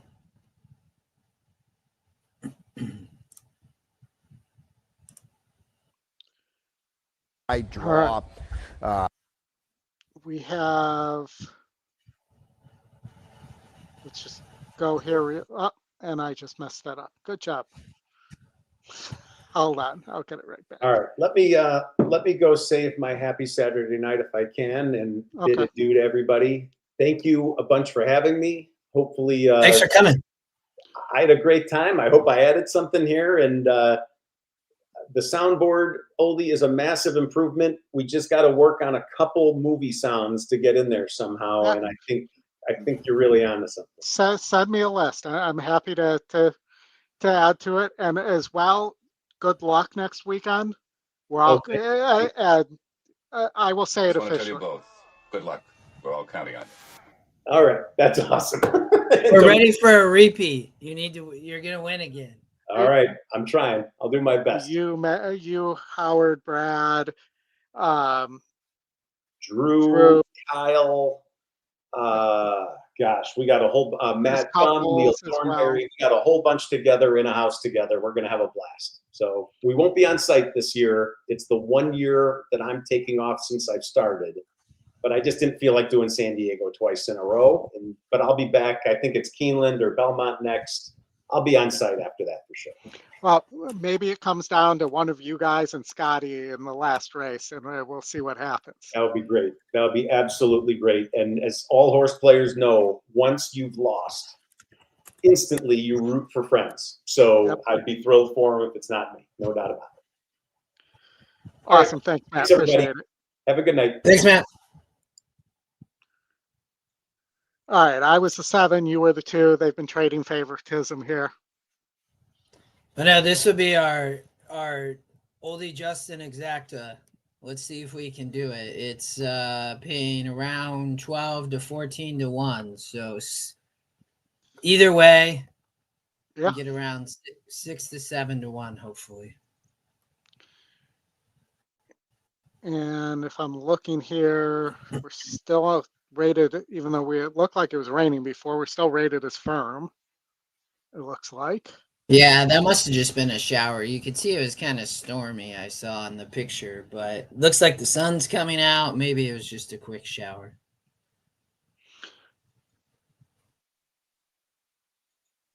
All right, we're going in the gate. I'm going to put the sound on. Well, sound is on. Well, let's just make sure one more time that the sound's really on.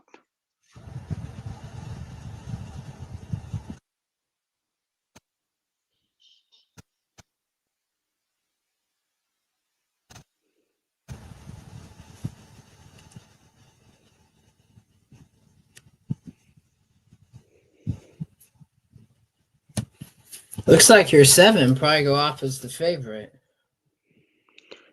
Yeah, I mean, the 12's not getting really bet at all.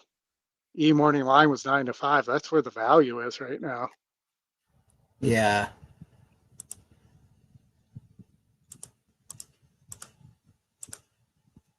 The horses are at the gate. It's now post time. Glen Hill Farms Ski Bum will run favored 2 to 1 for Team Proctor.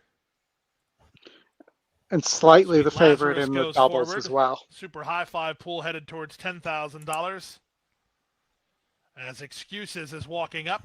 Last 2 forward are Seawise and Big Bob.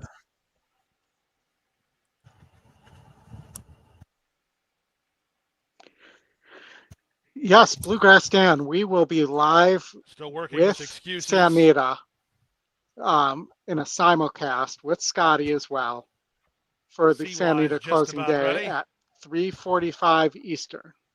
So Excuses and Big Bob, the last 2 out of line.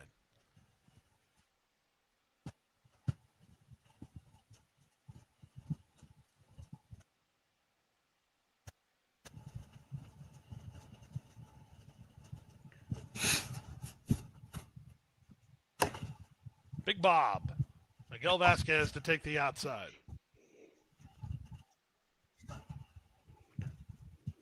They're at the post. And runners away. Ski Bum was not off that quick. Good start for Seawise and Sweet Lazarus. They're the first 2 to begin. Up on their outside, Excuses is forwardly positioned. Keen while down toward the inside. That's Secret Power. In between horses goes Great Hunt. Ski Bum is off the speed. Outside of him goes Flag Officer. Saving ground is Speaker's Lobby. Well, I like your Then 2 it's back better to now. Animated together with Great Hunt and the trailer, rather together with Big Bob. The early trailer is Malazzo. But I like the position Around of the first 12 turn they right go. now. 23 and 3 for the quarter speed. Sweet Lazarus leads by a length and a half. Excuses second. Seawise third. Secret Power fourth. Great Hunt on the outside now races from 5th. Down at the inside goes Speaker's Lobby. He's about 6 lengths behind. For company on his outside is Flag Officer. Headstrong behind them is Ski Bum, trying new tactics today while sequestered inside. Big Bob gets started on the outside. Then back to Animated. He's guided to the clear by Ferrer. And the trailer a long way is Malazzo. They went the half in 47-4, and they leave the backstretch and move on to the far turn. Up front, Sweet Lazarus still has the lead by a length and a half. Up to second now, Excuses. Back to third, Seawise. From the back, Green Colors. Animated getting started 4 and 5 deep. Ski Bum's held up in traffic. He's got a lot of problems at the moment. They run to the top of the stretch. It's now Sweet Lazarus trying to hold off the cavalry. Big Bob 3 wide, Excuses in the middle. Seawise toward the rail. From their way from the back is Animated. Just when he tried to get a spot, Ski Bum got stopped cold. 1/8 of a mile to go. Big Bob rallies forward to take the lead. Back to second is Excuses, then Seawise at the rail. Flag Officer. Ski Bum's in traffic. He's won for next time, but Excuses is back to fourth. The winner, Big Bob. Big Bob by almost 2. Seawise is second. Then it was Flag Officer at the rail, and 141-3. Me, Bob. Big Officer. Do we want to stay for the last at Woodbine and then we'll call it? That's up to you. I'm good with that. Okay. I'm trying to work with the team on the ticket generator. But go for it. Why don't we watch the race then?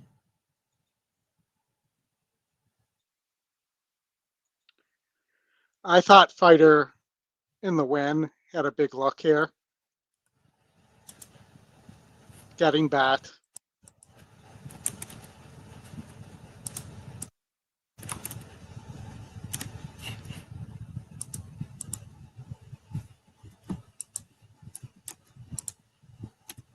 And our old friend Fly the W is here as well.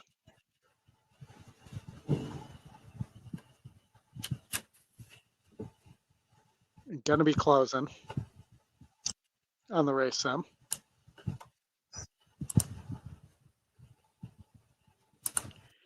We used to say this horse just liked to win, but that hasn't happened in a while.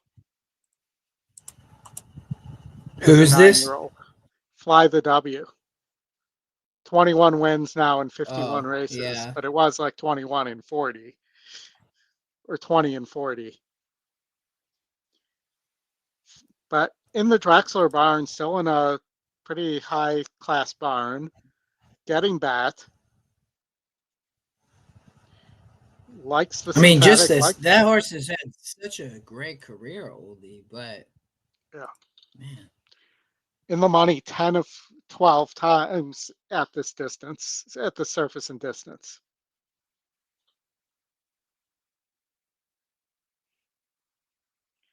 I mean, it always runs a good race, but I feel like there needs to be some pace. There's I'm two just not sure there's enough speed. Maybe there is. I don't know. And I don't know how fast Friendly Ghost is. And I just potentially wonder if Fighter in the win gets an easy lead here. I mean, that horse doesn't run well on the lead, but you're right. I mean, that horse is probably going to be on the lead. Unless somebody else sends. You know, has a win at 8.5 against 56s. Faded last time out against Similar, but was in the 11 post and now moves inside. And my note said, don't leave off pick 5 and pick 6 plays as could blow up the board. Let's see. Who's this? The 5? The 5, yeah.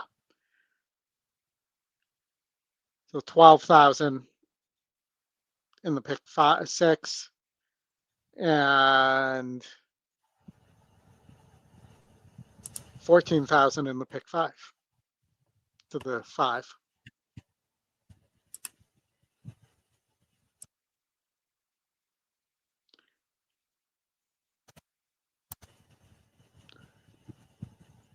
I'm curious who gets the lead here. I mean, maybe the 5 does. Yeah.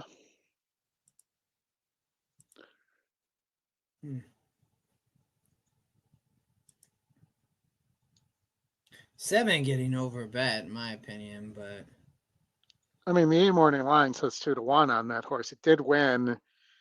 Granted, I don't know that it wants 2 turns, but it did win at 7 in a stakes race. And was on the lead in the plate trial and got caught in 24. But really had, that's a much longer distance, or slightly longer distance, and has never really shown speed like that since either.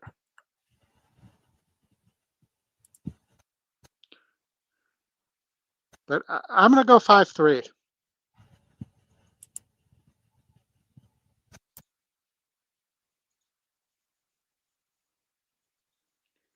Here, I'll bring it up so we don't miss them going to the gate.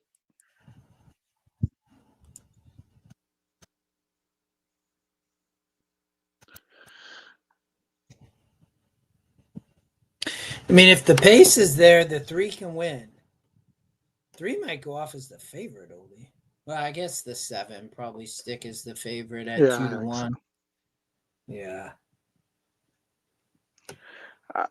I'd be happy for Fly the W to get one more win as a 9-year-old here. Yeah, maybe this horse retires if it can get a win. As you can imagine, a gelding. Well, and gets Hernandez up, which he has not been riding. But that's one of Drexler's go-to jocks. For sure. I guess that's where I would land. I'll land on the 3 to win. I do think the 10 can run a good race, Oldie, but it's a big step up. Getting bet. Mm-hmm.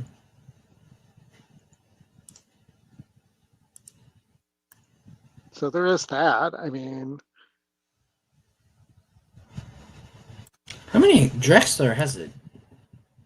Here's another in here. The 4.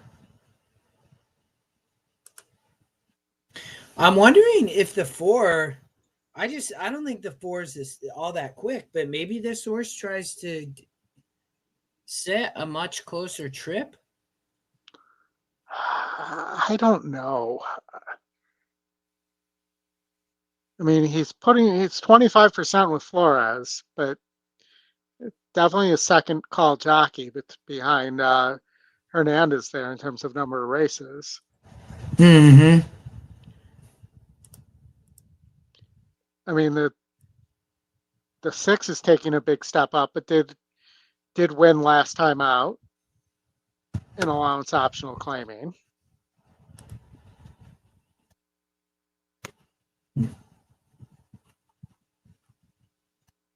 And that's also Cassie and Fraser Abley.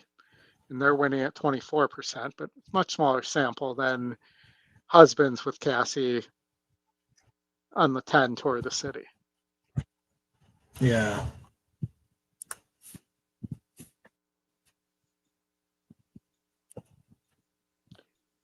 And El Kabong, I think, it wants turf. Now they're coming forward to the final race of the day at the 1:16 start with El Kabong near the inside. In fact, has the rail because Daddy's a scratch. The favorite for the race, Friendly Ghost, 2-1, 3-1, Fly the W, 4-1, Tour of the City as they move up. Aristotle has gone in. Fly the W joins and Friendly Ghost. Next to Long, Really Good. Tomorrow's Overskate Stakes, the feature. 11 races here on Sunday. Tour of the City will follow Sideria. Meantime, they're coming in with Fighter in the win. Posturing has the outside gate. Sideria is still not ready. Tour of the City at odds of 4-1. Big price for Posturing at 26-1.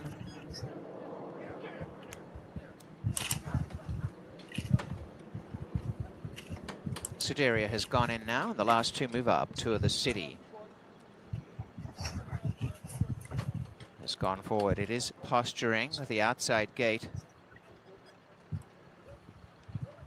Stand by for a start. Posturing, pulling back. And trouble in the gate there. As Friendly goes for Bill Brank and out the saddle Pietro Moran to get back. No, horse backed up quite a bit.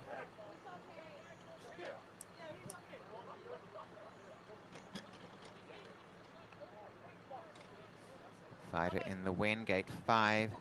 Gate 6, Aristotle settling. Friendly goes rider climbing back. Pietro Moran to the outside gate, posturing side on.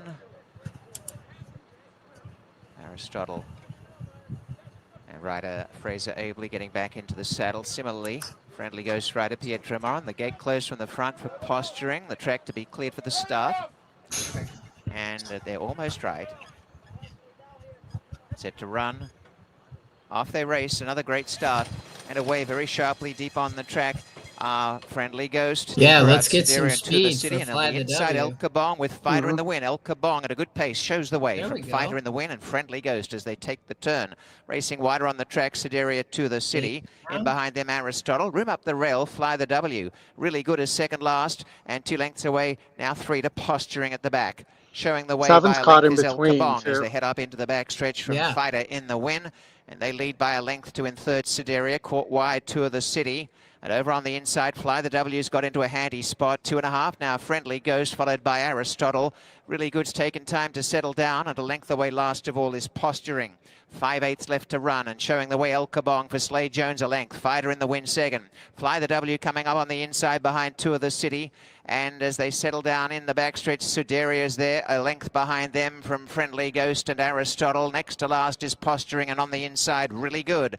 About 7 covers them as they go to the 3.5. El Kabong, Fighter in the win. Despite covering ground, Tour the City's a length away coming after them. 2 to Fly the W, Sideria. Running home from the back now, Aristotle. Off the track, posturing. Second last, Friendly Ghost, and really good is Absolute. The leader, El Kabong, as they go to the quarter, still defies them. El Kabong in front. Fly the W Come on, skips Fly the the rail. W. And in the center, Fighter in the win. Fly the W's coming home really well. Fly the W off the inside to challenge this leader, El Kabong. El Kabong, Fly the W in front. Fly the W on the outside's gone to the lead. El Kabong the rail, and back behind them, Aristotle and Tour the City. Fly the W getting away, and Fly the W is going to go on and win here. Fly the W and Rafael Hernandez score by a couple of lengths.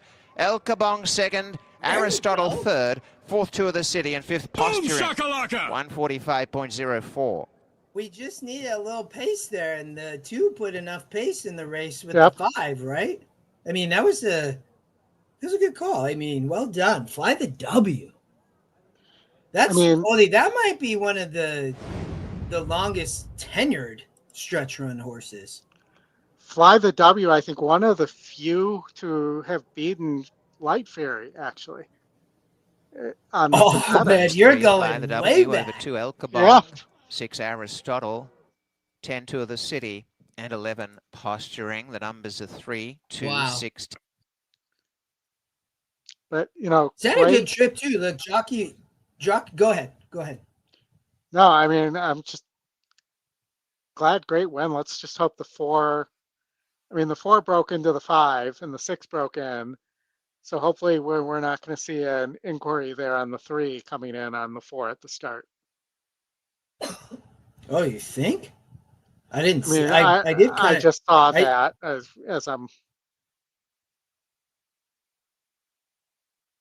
We'll see. We can wait to see if it goes official here. But you know, that this is also a victory for the GSR tab, because you know it showed Fly the W, 12 starts at the distance, 6 wins, 2 seconds, 2/3, 10 out of 12 races in the money at this distance on synthetic. It's incredible. Yep.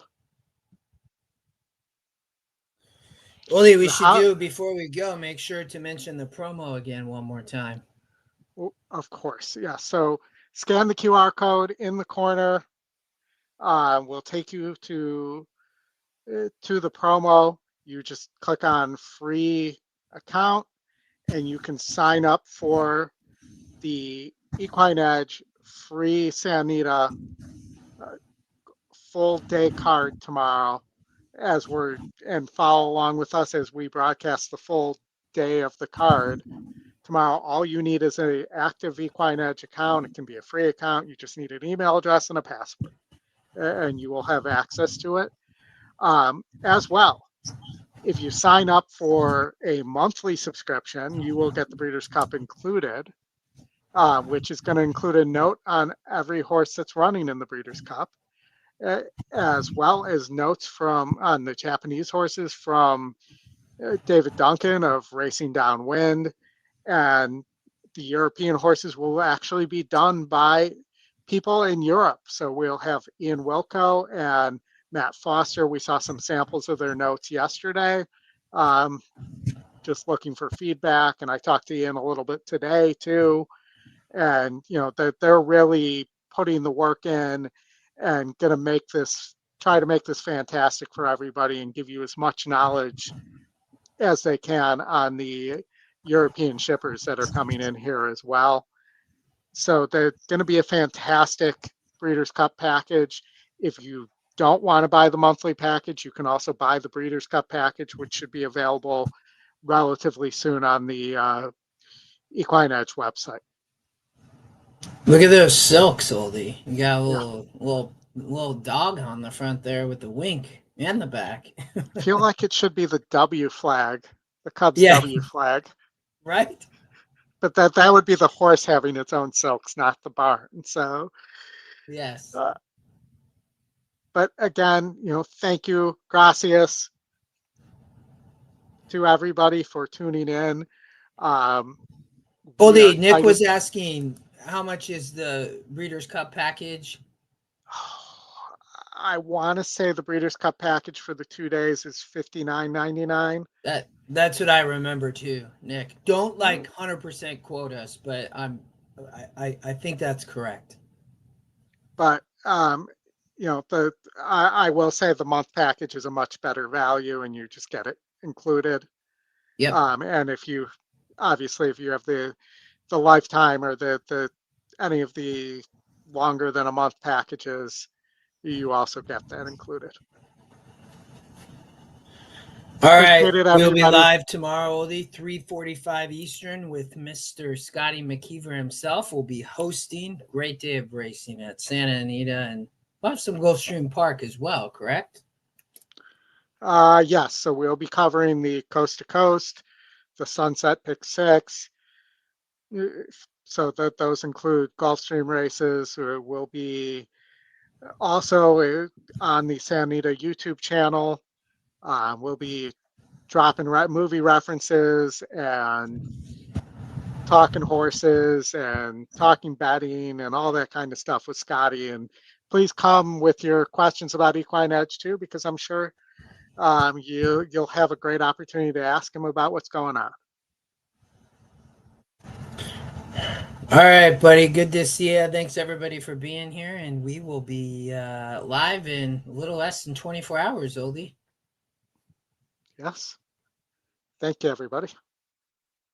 Thanks, Al.